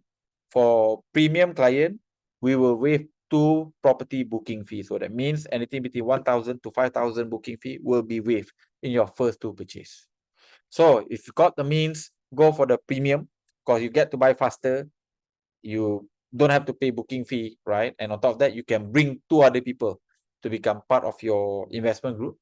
Otherwise, if you just want to test and see, right, just join us as a light client tonight, right? Light client tonight. And at any given point of time, you can always upgrade to become full membership. So there's a lot of clients who basically sign up for light client, and the day they see a nice property that we have, then they want to buy that, they upgrade to a premium client. And you only pay the difference. So if you paid 1,888, you just top up the difference between the 1,888 to 10,000. But only for people who sign up before 12 o'clock tonight. Okay? Clear, Philip? Right? So, again, at 1 ringgit and 3 cents per day, you get to buy property below market. You get to buy property zero down in Malaysia. You get to buy property with minimum 6% rental yield. Or if you have to use any capital, you get minimum 10% returns, right? You get to buy cheapest property in Johor, cheapest property in Penang, cheapest property in KLCC. Our next launch in KLCC will be quite interesting. We're looking to buy 2 units, guys, 2 units. Walkable to Petronas Twin Towers for price point less than 500,000. And again, is foreign purchaser friendly. This one will be positive cash flow as well. Right. So again, you know, if you decided to become a client tonight, you can buy in Penang, lowest in Penang in the last 10 years, cheapest in KLCC in the last 12 months, right? And you can buy property that will even give you cash. Right? So again, this package open to Malaysian, open to non-Malaysian, right? Open to Malaysian working overseas. Right? So with that, I guess I end my presentation and I think we can move to the Q&A. Okay, all right. So Ngam 1 hour 40 minutes, right? So again, you know, so the promise here is that we'll answer all questions. My team have provided the link to become a client, and with that, I think we can fire away to Q&A. okay, all right. So first question is from Kai. Hi, I surveyed around in KL and KLCC, and Monkera might be a little bit expensive. So I found the area called Bukit Jalil that come with Park International School, hospital, malls, and all the elements. So do you think is it a good place to invest in? As I saw the interest from foreigners to move here as well. So do you have any good recommendations? Um, I think in Bukit Jalil, for example, so Bukit Jalil is a nice tier 2 area. So again, if you're non-Malaysian, I strongly recommend buying in tier 1. Why do I say this? Is because as a Malaysian or Singaporean or Hongki or Japanese, when you buy in tier 1, you pay the same price point. Because the minimum price point for KL is 1 million, at least SPA price. Does that make sense? So whether you're local or foreigner, you still pay the same price point. But when you go to places like Bukit Jalil, which is a tier 2, largely a tier 2 area, majority of the locals don't pay 1 million, bro. They pay 700,000. They pay 800,000 to own a property. So when you pay above 1 million, you are basically doing this thing what we call you are paying above median. That's not a good way to start investing in Malaysia. So it's almost guaranteed that you are most likely not going to make money from that. So the only time we would recommend you are buying something like that is that we are buying somewhere nearby Bukit Jalil, 5 minutes to Bukit Jalil, and we are buying a 800,000 ringgit property. This one you can buy because the SPA price is 1.5 million, 1.4, 1.5 million. So after our 40% discount, it becomes 800 plus thousand. And here's the best part. For the 800 plus thousand, you're not getting 1 unit, you're getting 2 units. It's dual key. So bro, as a client, you get to own 2 units, 5 minutes to Bukit Jalil for 800,000 plus ringgit. Right? So why buy Bukit Jalil above 1 million? Right? And you can't exit when you can buy something which is dual key. Both Malaysian and non-locals also are staying there. Right? For 40 to 50, 40% cheaper. And you get 2 units more on freehold. Low density development. Bukit Jalil, if you study the supply, this might shock some people. There's going to be at least 8,000 new supply coming up in Bukit Jalil. It's not looking good. Right? Rental yield, quite low too in Bukit Jalil. Less than 5%. Okay. So I would buy something else. I wouldn't look at Bukit Jalil because it's oversupply. And you have to pay above 1 million, which is above the median of Bukit Jalil of about 7 to 800,000. So remember, we talked about median, right? So you buy tier 2, you buy a 1 million, you are overpaying by 30%. That's not a good way to start buying Malaysia. Then you lose money in Malaysia, you blame Malaysia property again, you know, and all of that, right? So yeah. Guys, if you have any questions, please put it in the Q&A again so that we can basically sequence your question and then answer one by one. Okay? I see a couple of good questions in chat, but please put it in Q&A. Then I promise you I will answer by end of the night. All right, next question. Hi, Ben here. I attended your Meet and Greet Singapore before and been following since. For this year, do you have deals for Singaporean? I missed out last year. Want to see there is an opportunity this year around. And how do we get access to bulk purchasing? Be a client, number one, is the simplest way. For less than 50 cents Sing dollars per day, you get to become a client, buy property 100,000 ringgit cheaper. So there's a lot of opportunity. You can buy in Johor, you can buy in Johor, you can buy in Penang for even for foreign income, right? You can buy in Bukit Bintang Pavilion TRX. You can also buy in KLCC. We got 2. So and then we're gonna have one more in Monkera too, right? So the Monkera one is quite crazy lah, right? Why do I say crazy is that you buy for almost a 30% discount, and for 1 million ringgit you own 3 units, 3 studio units, and some of the unit overlooking the whole KLCC Center skyline. Average price per 1 bedroom unit in the area is about 450,000. So you own, 3 units for 1 million. Right? So there's gonna be quite number of very good properties, very safe property below median, confirm above 6% rental yield that you can buy. And most of these property you can buy 0 down. Right? So please again invest, be a client. Let us help you with that. Making sure that you buy undervalued, making sure you deploy the right rental strategy, make sure you make money in Malaysia. And we're not buying some Chokia location, right? Buying Mongkera lah, we're buying KLCC lah, Bukit Bintang, Penang Island, Second Link, Johor. So these are all international areas. And we buy below market. So you get to buy cheaper than most Malaysians. So. Okay. All right, next question is from Kelvin. I am a Malaysian working in Singapore. When I go in JB, I always see the similarity. Buy Malaysia property with XX ROI rental investment, especially with new RTS bridge coming up. Wonder how is JB market can earn in terms of capital or rent, doing given so many ads is targeted to SGD earner. Number one, Kelvin, I mean, we spoke about it quite excessively tonight. All of this double-digit ROI rental is referring to daily rental. So what did I say about daily rental, guys? If the agent or developer marketing daily rental, what do? You buy or you ignore, right? So number one, you got to run far. Okay. Number two, you need to buy at least minimum 20% below market. Right? So if you can get 6-7% rental yield, long-term rental, number one, you are buying at 20% below market, it's fine. All right. So long story short, when it comes to RTS, I would not want to pay anything above 1,000 per square foot. Right? Because at 1,000 per square foot onwards, I can buy better things.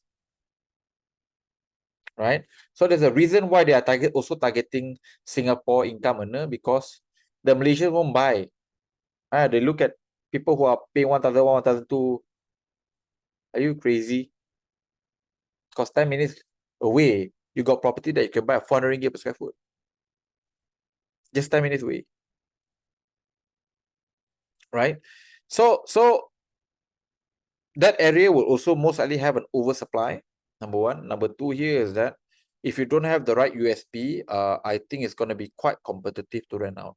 And last but not least, you have to understand, they're going to build that bus highway that connects a lot of areas in JB to RTS, right? So which also mean RTS is not going to be the only place that people working in Singapore will stay, right? So I'm not a fan of RTS. At above 1,000 ringgit per square foot, I'm not a fan.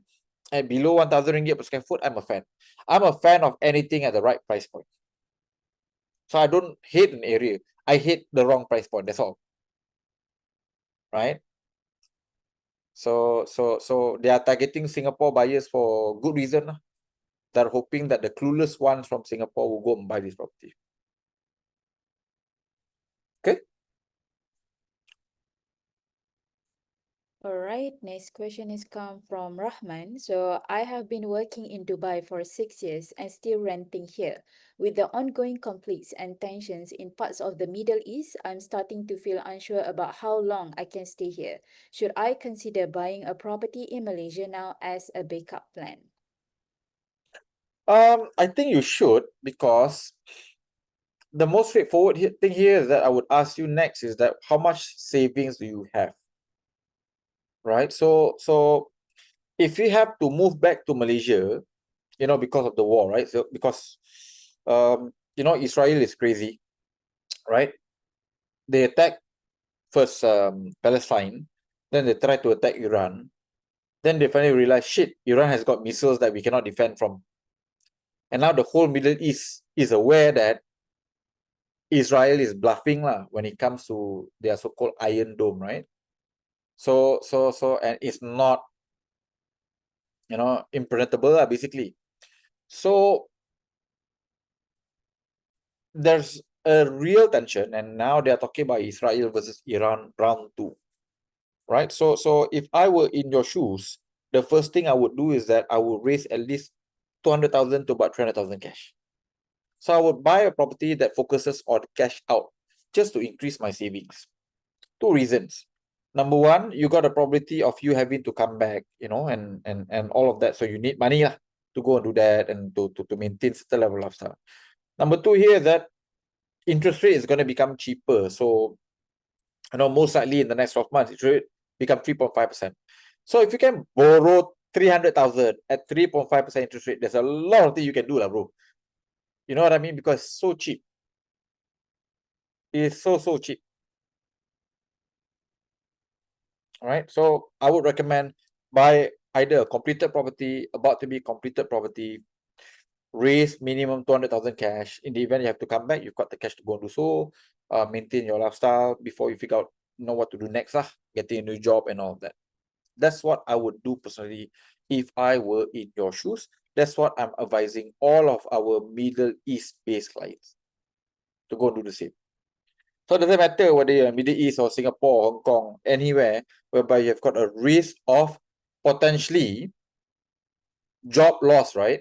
Please buy property cash out before that happens. Because once you are out of job, you cannot get a loan. You cannot buy property, you cannot get cash out. Okay, sediakan payung sebelum hujan. The umbrella has to be prepared before it rains, because when it rains, no one will give you the umbrella. Okay, bro? Anyone, Malaysia, Singapore, you know, working anywhere, if you see a risk of unemployment the next 6 months, please go buy property, increase your savings, right? Before you lose your job. Okay. All right, next question is from Jonathan. Coming back to Malaysia would cost me a haircut on my salary.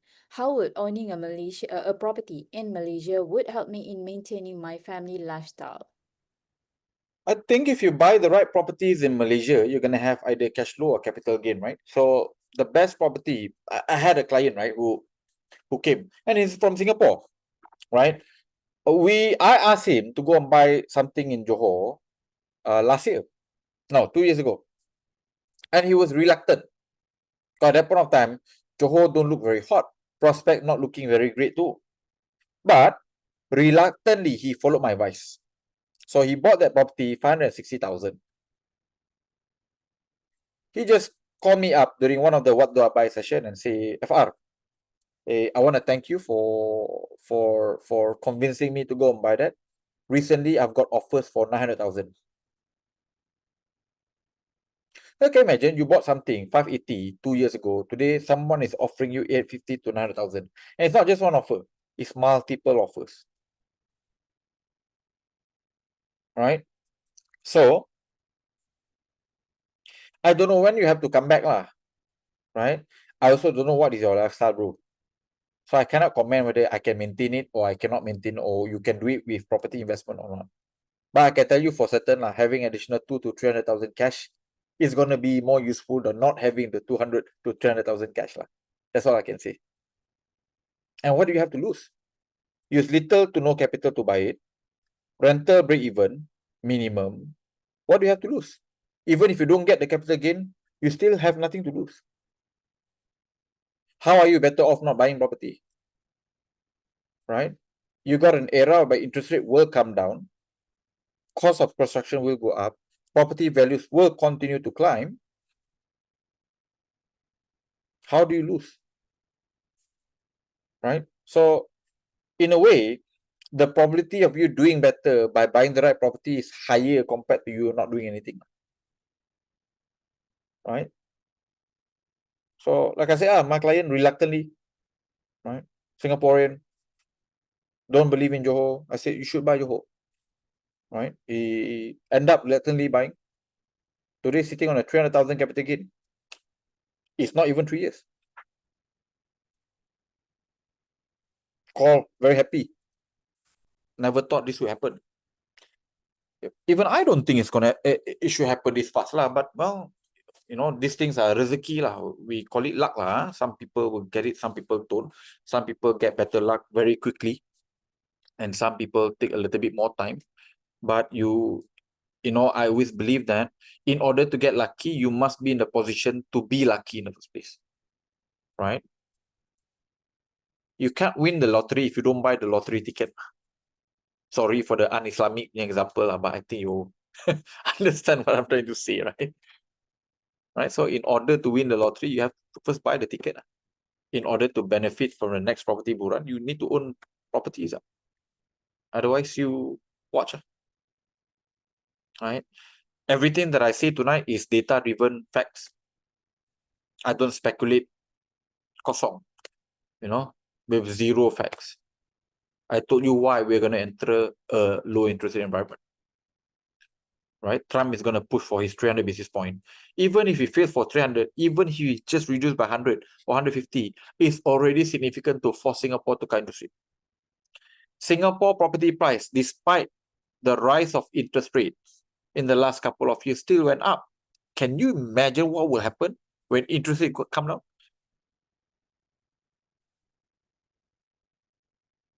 How can it be worse? Right? And Malaysia will follow. Okay. History is very clear. Every time you reduce interest rates, property values climb.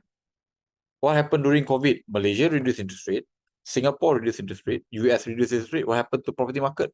All went up. This is not going to be anything different. Every time they reduce interest rate significantly, property price jumps. Any country. So it's not going to be different anytime. This round. So yeah, I think your odds is much better with you owning property than you are not.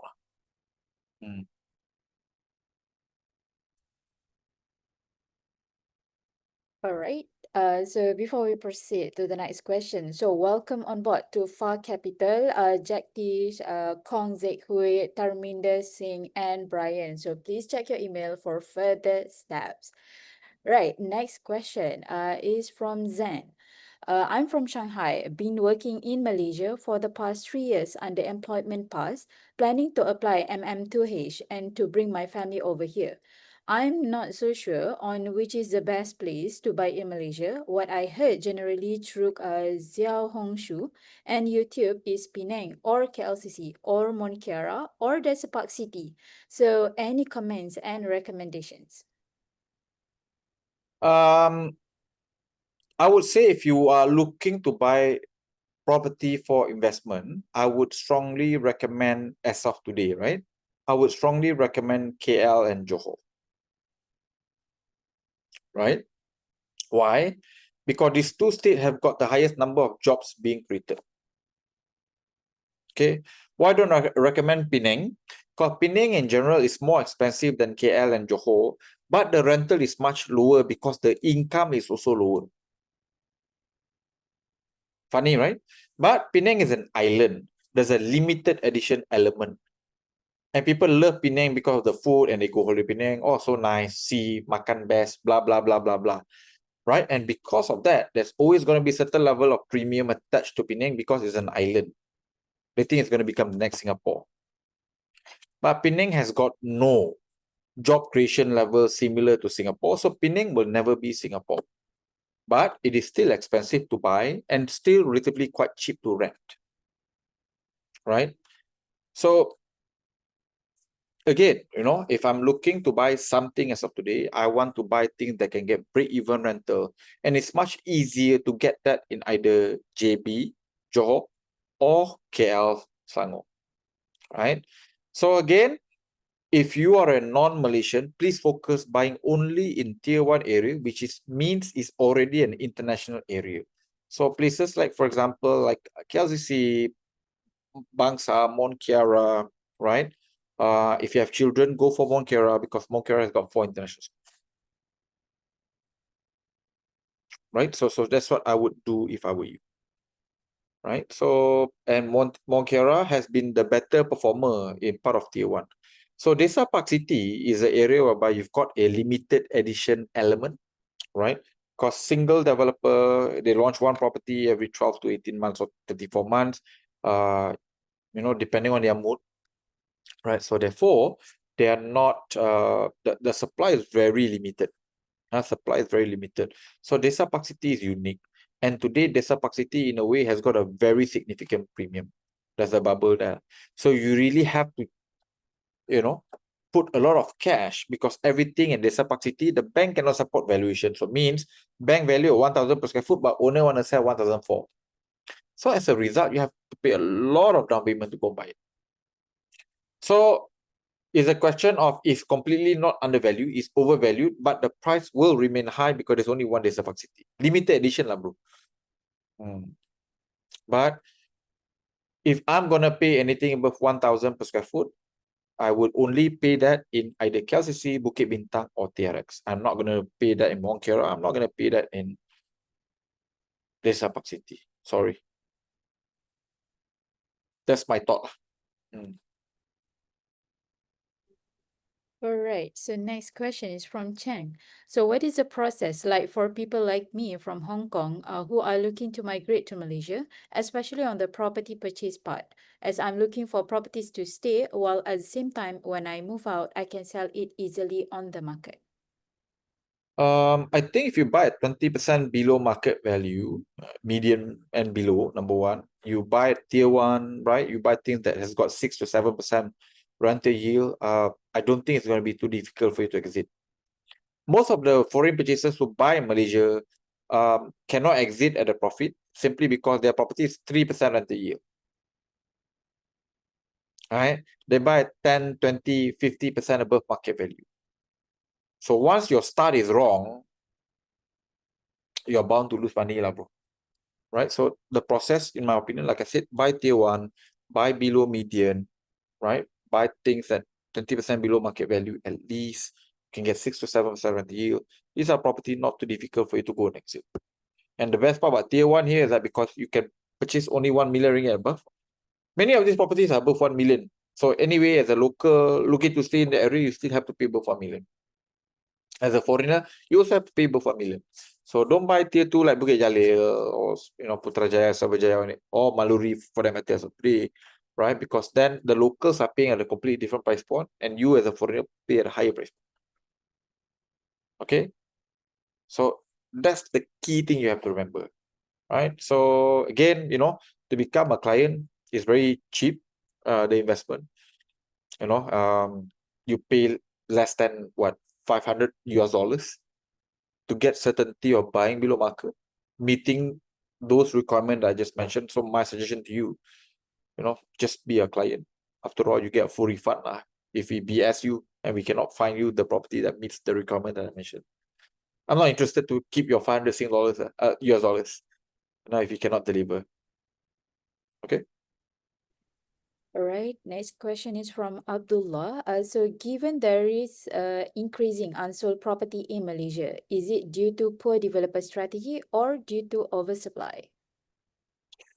I'm not sure whether you are factually correct, Abdullah, simply because if you look at the number of unsold property, that number has gone down every year since 2020. That number has gone down, right? If you look at the overhang, during the peak at COVID, it was about 30,000. Today, that number is about less than 16,000 as of end of last year. So that number has not gone up. It's actually gone down. Right? So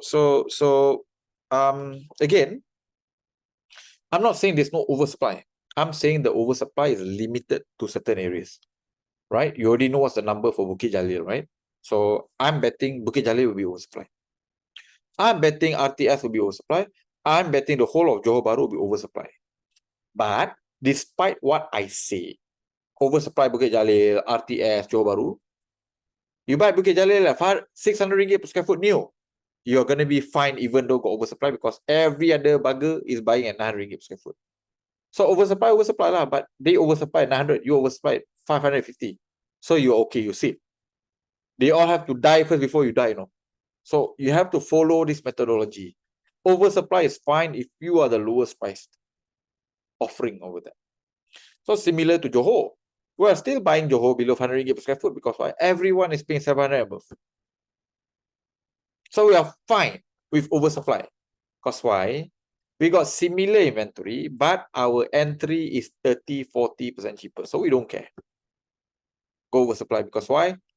Not everyone can afford to pay 3,000 ringgit, 4,000 ringgit rental in Johor Baru for 2 bedroom, 3 bedroom.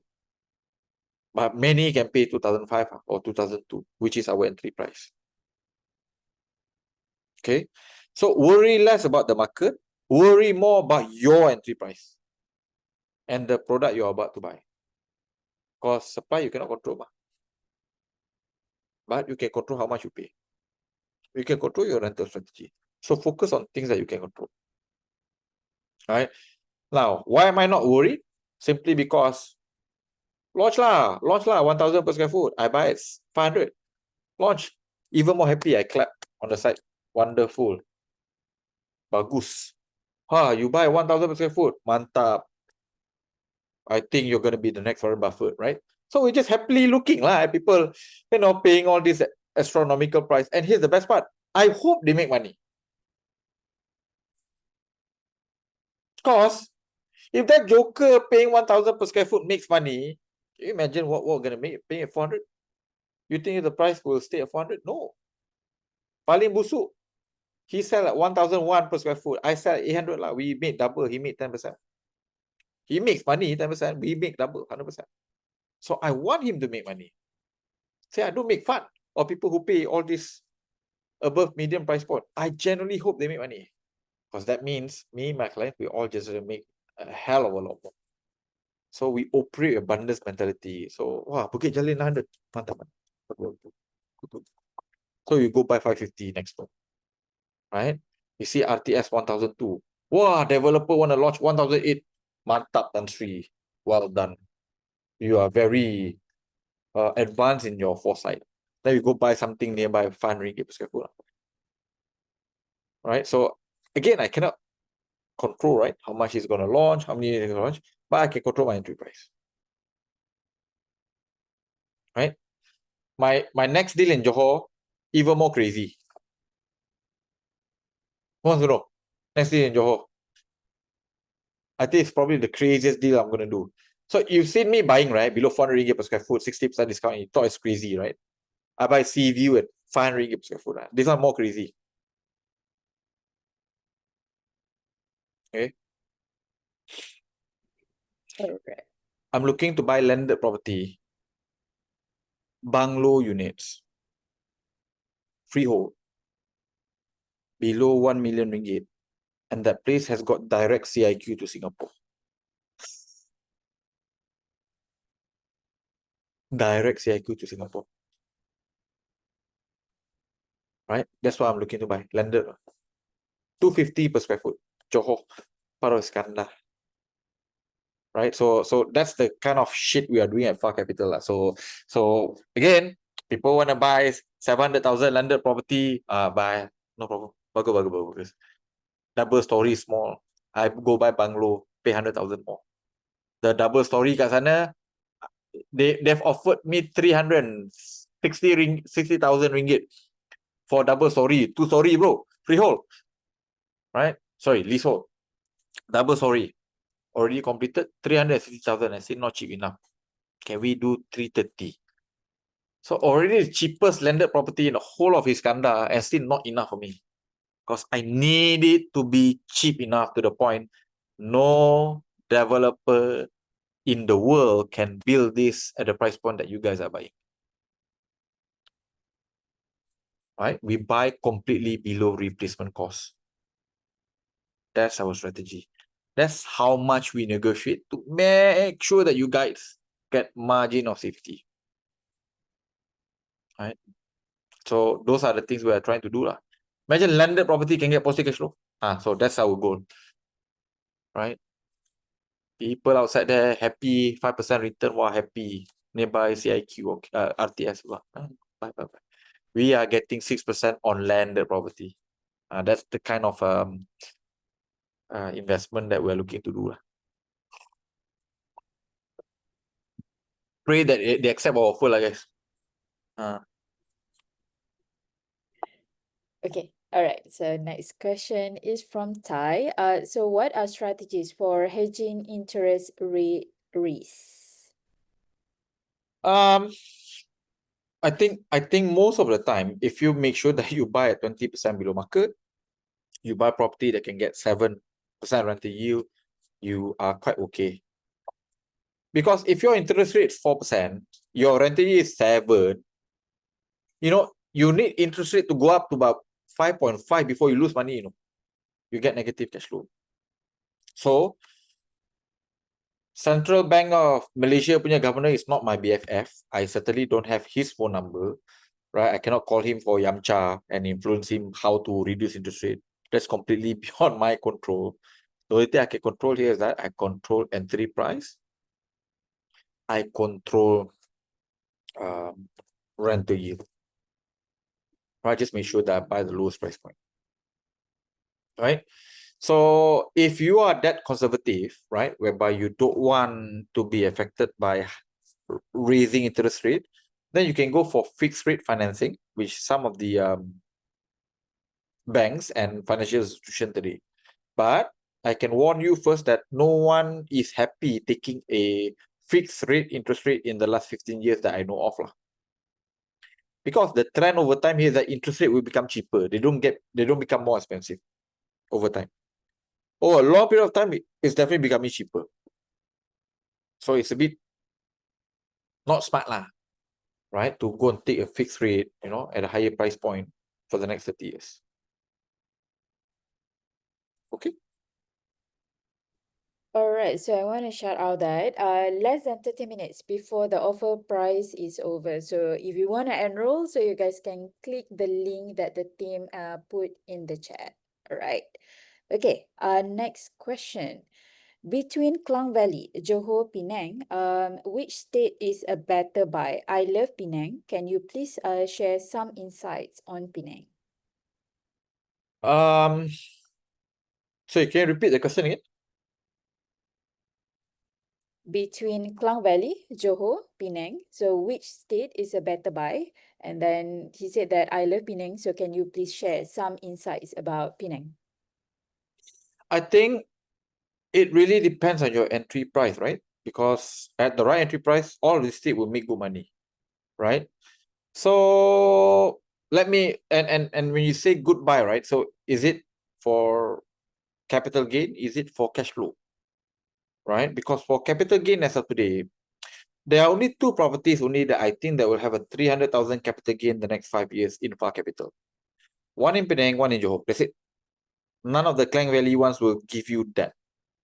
300,000, what I think is a 70% chance of getting a 300,000 capital gain. One in Penang, one in Johor. Because why? Both we are entering at below 450 per square foot. Completely below median. Right? If you are talking about rental yield as of today, given that the lack of opportunities in Johor, right? I think KL today give you a more stable opportunity. So Johor, when it comes, it's gonna happen. It's gonna be good. Tapi the opportunity in Johor is just crumbling down basically. Less and less opportunity because, well, you got people happily buying at 1,200 ringgit per square foot in JB and they think it's a good buy. So a bit hard for us to go and negotiate a 30, 40, 50% discount when you got so much hype. So again, we like to play the contrarian play. We were in Johor in 2020, 2021, buying at below even 300 ringgit per square foot. Today, we try to do deals, but it's very hard because people are paying 600-700 ringgit per square foot and I think they made a good deal.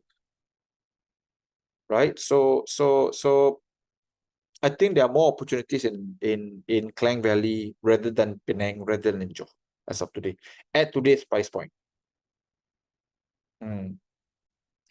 It's certainly far more easier from a financing point of view to buy zero down and get positive cash flow in Klang Valley compared to Penang, compared to you. Because of this. Okay? So again, but it's back to net price. Back to net price. If you buy the right net price, all of it will make money. If you buy the wrong net price, all of it will lose money. So it's not about the state, it's about your deal, your entry price. You know, how much are you getting it?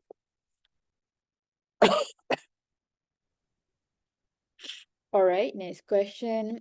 SPA 1 million ringgit, so playbook. As a foreigner, the truth is, as this is a real constraint to us, the need for us to succeed is much greater because our purchases are much larger than the locals, and that means our target audience is significantly reduced to foreigners and high-end locals. How to overcome this? What a phenomenal question, right? So you're right. As a foreigner, you have a minimum purchase price by each state, right? So Johor officially 1 million, Penang officially 1 million, KL 1 million, Selangor 2 million, even more crazy, right? Which is why please don't buy anything in Selangor as a foreigner, sure lose money on. So Selangor is a state, don't buy, right? Crazy 2 million price point. And average median in Selangor is only 500,000 ringgit. So can you imagine paying 4 times more than the local average, right? So which is why I always recommend for foreign purchasers to buy at tier 1 areas, because tier 1 areas in KL all above 1 million, bro. Right? Mongkera average price point above 1 million. Bangsa average price point above 1 million. KLCC average price point above 1 million. Bukit Bintang, TRX average price point above 1 million. So when you pay that 1 million, you are not overpaying, right? Because you are paying exactly the same price point as per any local guy like me. And it's proven, right? The locals are willing to pay above 1 million. So which is why buy tier 1. So that's first strategy you have to remember. Only buy tier 1. Right? Whether in Johor, whether in Penang, whether in KL, right? Only buy in tier 1. And don't buy Selangor, because Selangor bullshit 2 million, right? Just don't buy Selangor. Avoid it. Right?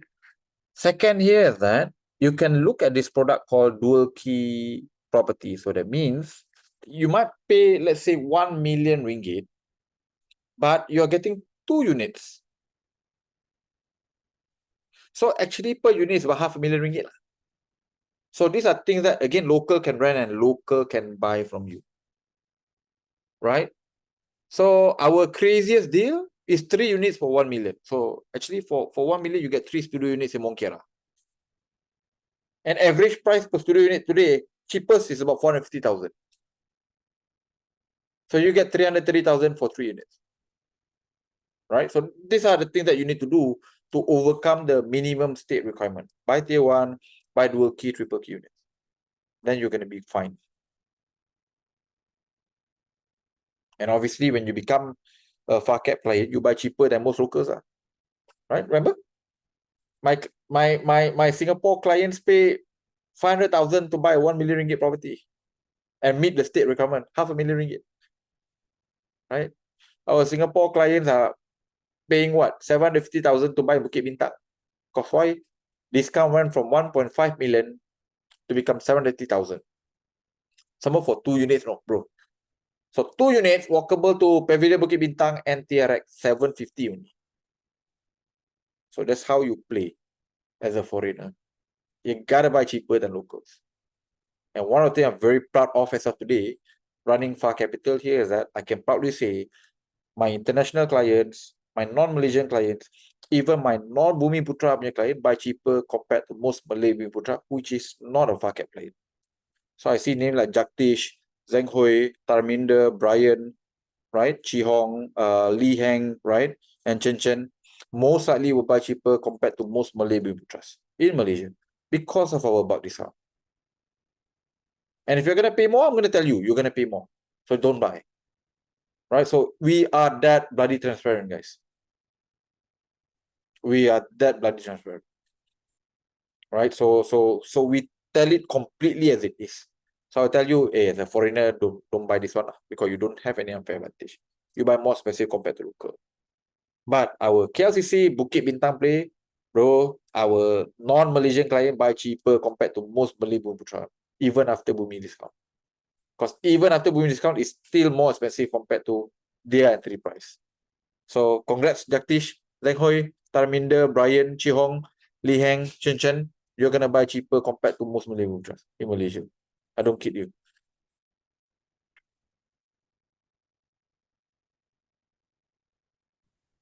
right, next question from Zamri. So, how many deals for capital get on monthly basis? Is there any deals that is suitable for those who already at their 70% margin with less capital needed? I am Malaysian working in Singapore, already own 2 properties in my portfolios. Some months we have 0 deals, some months we have gonna have 3, 4 deals, right? So this month we're gonna have a lot. I think we're gonna have about 5 most likely this month. Right? So we don't have a quota of doing deals per month. We don't do it. When the deal is available at the right price point, we'll do it. Which is why when market is very hot, there are months whereby we don't launch any deal because it's just very hard to get at the right price point. And our criteria, if it is so tight, it's so difficult to find property that meets the criteria. You don't believe me, go do the 8 filter yourself. You will not going to be able to go and find because it's so difficult to find property that can meet 4-star rating and above. It's not easy. But if you can do it, it's the safest property you can buy. Right? But this month, because of the trade uncertainty, because of the war, because of the lower sentiment, bank negara just drop OPR and all that, a lot of developers are reaching out to us and we are very productive from a deal point of view. Right? So this month, we're going to have a lot. So we're going to have KLCC, we're going to have Monkera launch, we're going to have Jalampang, cheapest in Jalampang in the last 5 years, below 700 ringgit per square foot. That one, mega cash out, 400,000. Right? 400,000 cash when you buy the property, about to be completed. Right? Now, for 70% LTV, you got 2 ways, guys, to overcome 70% LTV. Number one, you buy a non-HDA property with minimum 20% discount. Because you can get 80-85% financing. Okay? Number two, simply put, just buy anything with 35% discount. So on 70% LTV, there are at least 3 to 4 properties you can buy today in Far Capital that you can buy 0 down. Means don't need to pay down payment of 30%. On top of that, you still have enough cash back to cover renovation 5% returns. Right? And today we are at a very interesting position because we are one of the largest developer in the country, right? Group in the country. And today developers are building inventory for Far Capital clients. So my end of the year launch will be very interesting. Right? End of the year launch is going to be very interesting. Right? Nak tahu ke? You want to hear or not? Right? End of the year launch. Right? So this is both for 70% LTV. One is a cheapest property in double TOD. So not one TOD, dua TOD tau. Transit oriented development, walking distance, rooftop pool below 230,000 ringgit. And 70% LTV, most likely your capital is less than 10,000 ringgit. So I don't know whether there's 0 capital or not, but it's definitely going to be less than 10,000 to buy. Okay. Rental yield most likely close to 10%. Got rooftop pool. So cheapest property along LRT in the last 10 years will be launched only for Far Capital. Below 230,000 ringgit. Walking distance to LRT, 30 minutes to reach Twin Towers. Right? Second property. Any Desa Park City fans here? Any Desa Park City fans? Nearby MRT, 10 minutes to Desa Park City. Below 250,000, guys. Also got rooftop pool. Also only for Far Cap client. This one special. Developer build this product only for Far Cap clients. So if you're on 70% LTV, be a client like guys. You cannot beat our deals. It's not even close. So below 250,000. And you can get 100% financing on these 2 deals. Right? Both is gonna be most likely be launched in October. Right? So yeah. All right, so before I proceed to the next question, so I would like to shout out to Imara, Chi Long, Wong Li Heng, Li Qian Qian, so Tan Jun Hui, Tan Zhao Tong, Aidil, Abdullah Al Mubarak, so Sung Jim Ho. So welcome on board to FACAP, and please check your emails for further steps. Okay, so only less than 20 minutes before the offer price is No, less than 15. It's Oh, already 15. 11:47 ni. 11:48 now. Less than 12 minutes, guys. After that, you still, it's still worth it. It's 3,300 only. So it's just 2 ringgit. Less than 2 ringgit per day, right? So less than 12 minutes, right? So let's go. Okay, all right. So moving on to the next question from Wei Tiong. So what is your view of buying only 1 up to 2 units with higher per square foot versus buying 3 to 5 units with lower per square foot? So I always have concern of having to manage properties versus having 1 or 2 good properties that can give me exceptional return. I think it's all about the returns, right?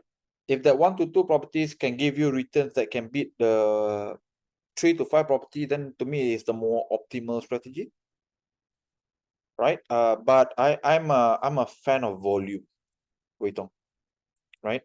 I'm a fan of volume because why? You see, I was very lucky. I bought 20 properties before I hit 30 years old, and then we had a property boom. So I don't mind admitting that I was lucky, right? Now I had friends who bought Desa Park City, but they only bought 1 unit. So in a way, right, that 1 unit make them 1.5 million. I have to buy 7, 8 units to make that 1.5 million, right? But I can sell 4 units and still have 3 more. He cannot sell because he only bought 1. So I think having more units, number 1, lower your risk. Number 2, also give you far more option compared to you having 1 or 2 units. That's all. But ultimately, I'm talking about you have to prioritize returns, right? I also don't believe in the concept of buy the 2 expensive unit will give you better return compared to the 3 to 5 unit with lower per square foot. I don't buy, right? I think I would just say, you know, I think it's an assumption. It's not factually correct.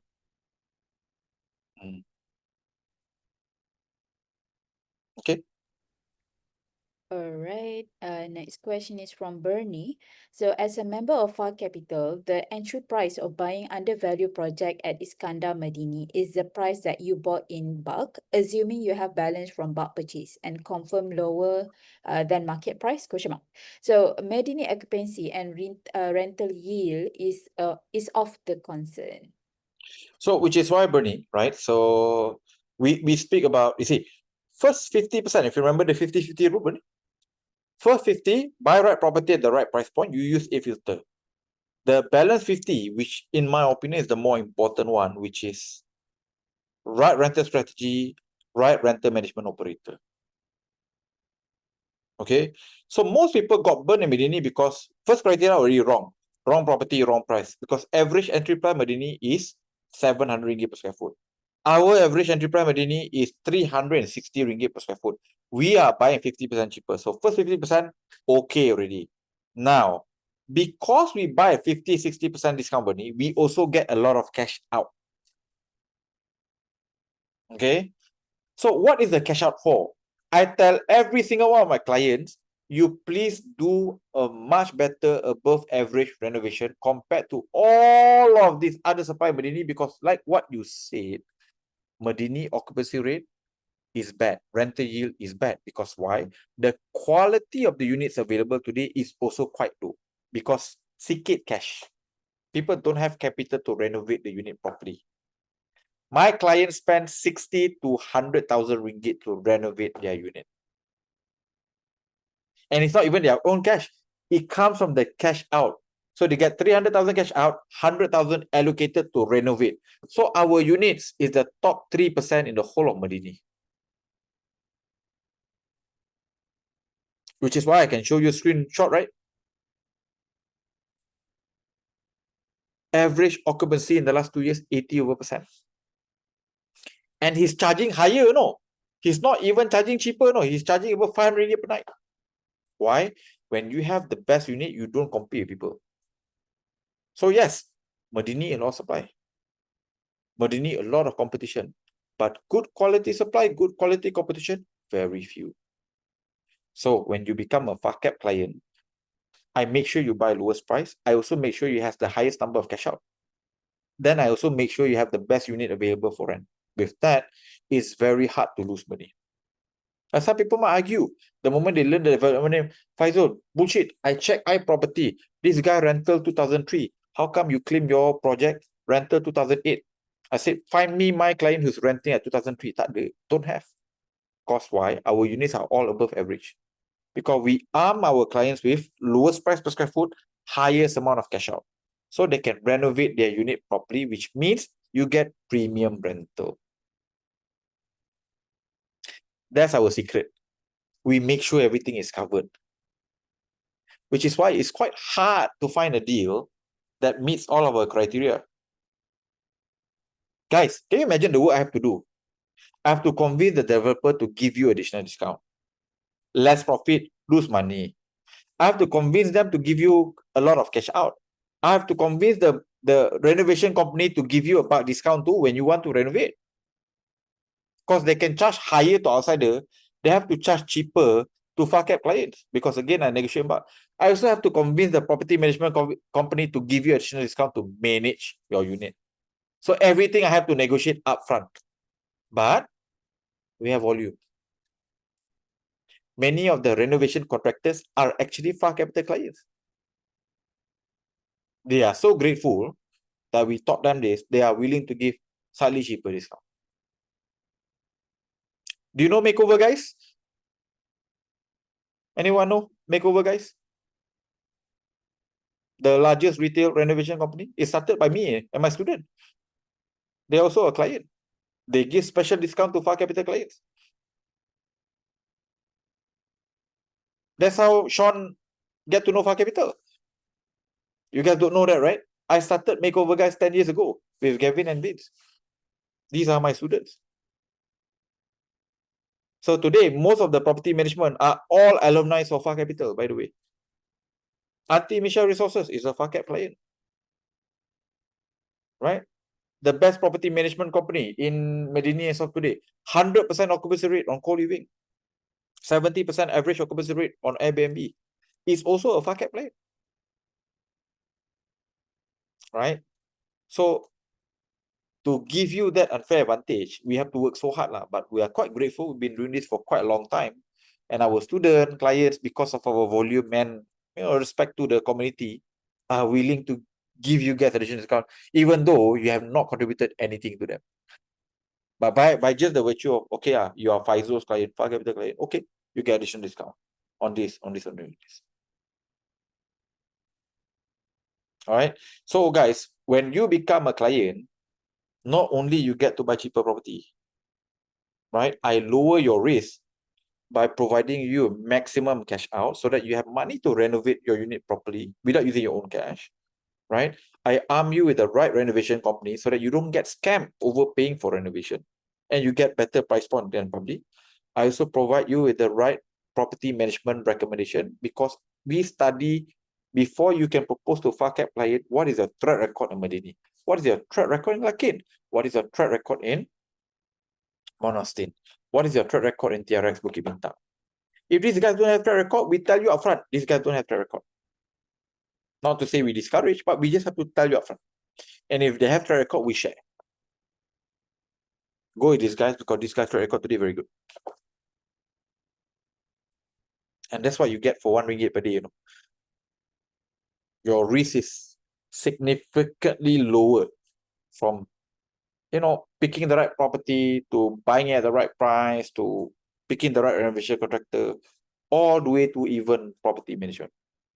Because when you complain about the property manager, we go investigate. And here's what the other crazy thing that we do at FACAP, right? Because we bought many units, right? So we bought 30, 50, 100 units per development. We even have to make sure we hold the seats in the MC and JMB every single time you guys go for voting, AGM. Why?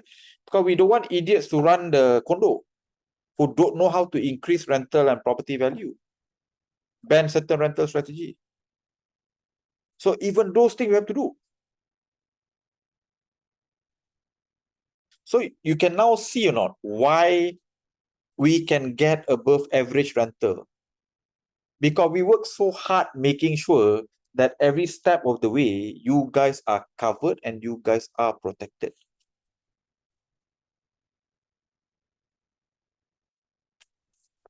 Right? That's the work that we put. That's why we can survive for 10 years. That's why we have the largest member. That's why no one can buy property cheaper than far cap clients. That's why I give you a guarantee. You can buy cheaper from other group, you can buy cheaper from the developer, you get full refund on the spot. Not kidding you. This is recorded. Right? I don't need to keep your 500 Sing dollar if I cannot keep, our promise. Right? So guys, last 2 minutes, right? To become a client for just RM1 per day. Right? Last 2 minutes. After that, you pay 3,003, which is still value for money. Right? Less than RM2 per day. But the smarter ones, get RM1 per day lah. Lie. Last few questions. Okay, all right. So I want to shout out to a new member. So welcome on board to Eng Chen Wei, Christopher, Lukman, and Sani Pang Yin Lin. So welcome on board, and please check your email for further step. All right. So next question is from Ying Yi. I understand that your rental yield is based on long-term rental. When you talk about far cap rental yield of more than 6%, do you partition the extra rooms? If yes, how is your workaround as DBKL bans partition unit? Oh, what a phenomenal question. Just to clarify, those are long-term rental yield, no partition added. Right? So when we talk about your 8-9%, it's not even co-living with additional 2 rooms or 3 rooms. Long-term rent on the natural unit renovation, but it's fully furnished lah. It has to be fully furnished. Right? So if we include the partition, for example, right? The Diana unit will actually be closer to about 11 to 12% if you include the partition. Right? So again, all our rental that we record based on natural layout, no additional partition, no additional nothing, not lot short term, is long term. But our units are quite nicely done. Because like I said, you get maximum cash out. So please renovate your unit properly so that it's easier to rent. Some clients crazy in Johor, before renovation completed, unit already 80% fully occupied. So they add 2 more rooms. They get about almost 6,000 on a property that they bought for just 530,000 ringgit. Okay. So first, our rental rate is based on long-term rental, no additional partition. Number 2, here is that the workaround for DBKL is again subject to you control MC and JMP, because DBKL say you cannot, but DBKL also not very rajin lah. They got other more important things to go and do, rather than investigate which house got partition and all that. So they will only come and investigate when the MC or people complain, which is why is it important, guys, to control management company AGM, right? So I'm not sure whether you know M Vertica in Maluri, right? We bought close to about 400 units out of the 3,000 over. We got close to 400 units, and we buy the cheapest of all the units. We bought the cheapest. No one bought cheaper than far cap client, and some more units partly furnished. In the last voting, right? In the last voting, 7 committee members, 6 of them is far cap client. All right. And yes, there are units with partition over there, and they are still there. And why is it still there? MC not complaining. Why MC not complaining? Far capital client. Right? People complain, a lot of noise, and it has to come from MC. Right? Individual complain, DBKL don't do shit one, no. They got 1,001 things to go and do. All right? So yeah. And I think you will appreciate this story because the partition ban come halfway, right? So we had property developments whereby we gotten approval from DBKL, We've gotten approval from DBKL, and then suddenly there's a partition ban. So client renovated already because gotten the proper, we've gotten the DBKL approval, we apply for it on behalf of the client, right? Then ban up. So a couple of old people in that development, wow, really anti rooms, right? Oh, complain lah DBKL, send legal letter, blah, blah, blah, blah, blah. And DBKL come and investigate, put on notice. You know what we did? We hire lawyer. Far Capital spend money to hire lawyer to defend the client's unit. We spent a couple of thousand to defend. Then we wrote back to DBKL. Here's the approval. You have given us the approval. You want us to put it down? No problem. Please compensate this particular client 60,000 ringgit. DBKL don't reply our letter. The partition unit is still there. Partition. So, long story short, when things go bad, we defend as a group. I don't leave you guys alone. Especially if you're a FACAP client. We defend as a group. If we need to be, we also attack as a group. We try to be nice guys, guys. You know, old man, no point pergi berperang and apa semua tu lah. You know, if this is 10 years ago, yeah, you know, war. You know, the chubby Faizul, right? But today, you know, not really lah. I have no intention. We are already the largest. We just want to peacefully make money, make sure our clients are okay. You know, if people come and catch up, we defend as a group. We spend money legally, respond legally, right? So far lah, you know, so far we have been quite okay lah in successfully defending our client's partition. And as far as in KL is concerned, all our unit, we've probably renovated about 100 unit partition. None of it has to come down because we defended at our expense, by the way. Client don't have to spend a single cent. They get scared lah, panic lah. Come down, you know, sit your ass down, give me the letter. Our legal team will comply, draft, you send to them.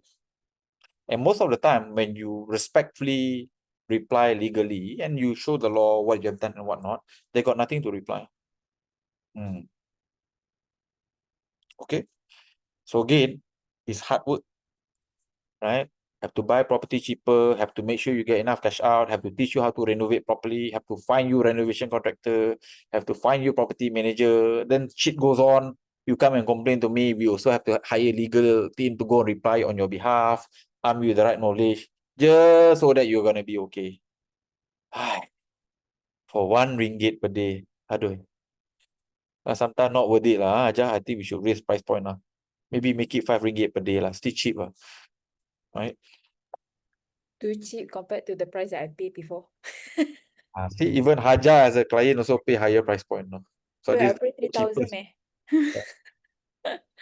So I wouldn't say same as HDB in Singapore. I think Singapore very peaceful country, not much crime, not much crime rate, not much problem. So any problem become big problem. Anything also viral. Malaysia not really lah, right? If a lot of people complain, then okay lah, they be careful. What the fuck is this? You know, why you do partition and all of that. Tapi kita ada approval bang. Then no reply lah. They reply maybe 2 years later. In the meantime, we collect rental. Okay, guys. Just to give you some sense in terms of the work that we do lah. So I think as a foreigner looking to buy something in Malaysia, you know, if you are a FACAP client, I think you are the safest place possible. Right? So yeah, that's that.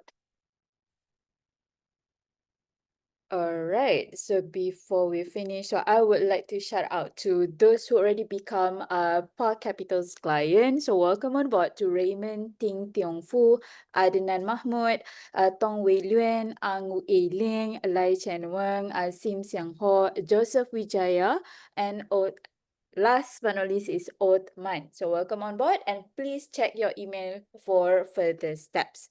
So I think boss, that's all for tonight. So no more question. So any last word before we finish? Personally, I want to welcome Jagdish, Zeng Hui, Tarminder, Brian, Imara, Chi Hong, Li Heng, Chen Chen, Jun Hui, Zhao Tong, Aidil, Abdullah, Kim Hui, Chen Wei, Christopher, Lukman, Sunny, Raymond, Adnan, William, Yiling, Chan Wing, Sanghor, Joseph Vijaya, right? Uthman, welcome on board to Far Capital. We look forward serving you guys. We look forward helping you buy safest, cheapest, best performing property in Malaysia, right? So that we can, represent Build Malaysia in a good name, right? Please check your email. You should see a email notification welcoming you to Far Capital. You will come to your first session. So when you come, we'll teach you about screening, what income document to submit, and then after that, we guide you throughout the one-on-one process. So typically, I guess, the moment you become a client, from you becoming a client to you be able to buy something, normally can take 10 days to about 2 weeks, right? So we've got a property tour coming up. I think we've got a Penang property tour coming up soon. So please attend our client webinar. By the way, next Friday is our monthly client webinar. So we give you a monthly update, all our new launch, what's the market, any property tour you can join for free, right? So we're going to do one in KL, we're going to do one in Penang.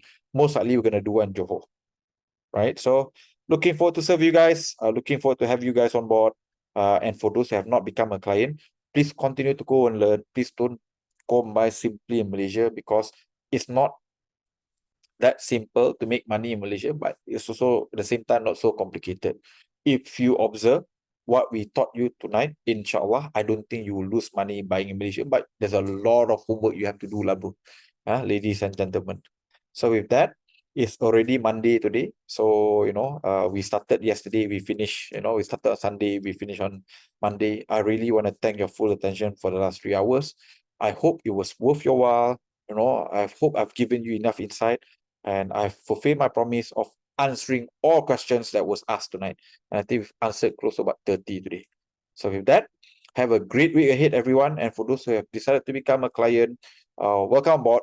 Looking forward to have you joining us, looking to buy the cheapest, best property possible. Thank you, everyone. Have a great week ahead. Assalamualaikum. Bye-bye. Good night, everyone. Bye bye.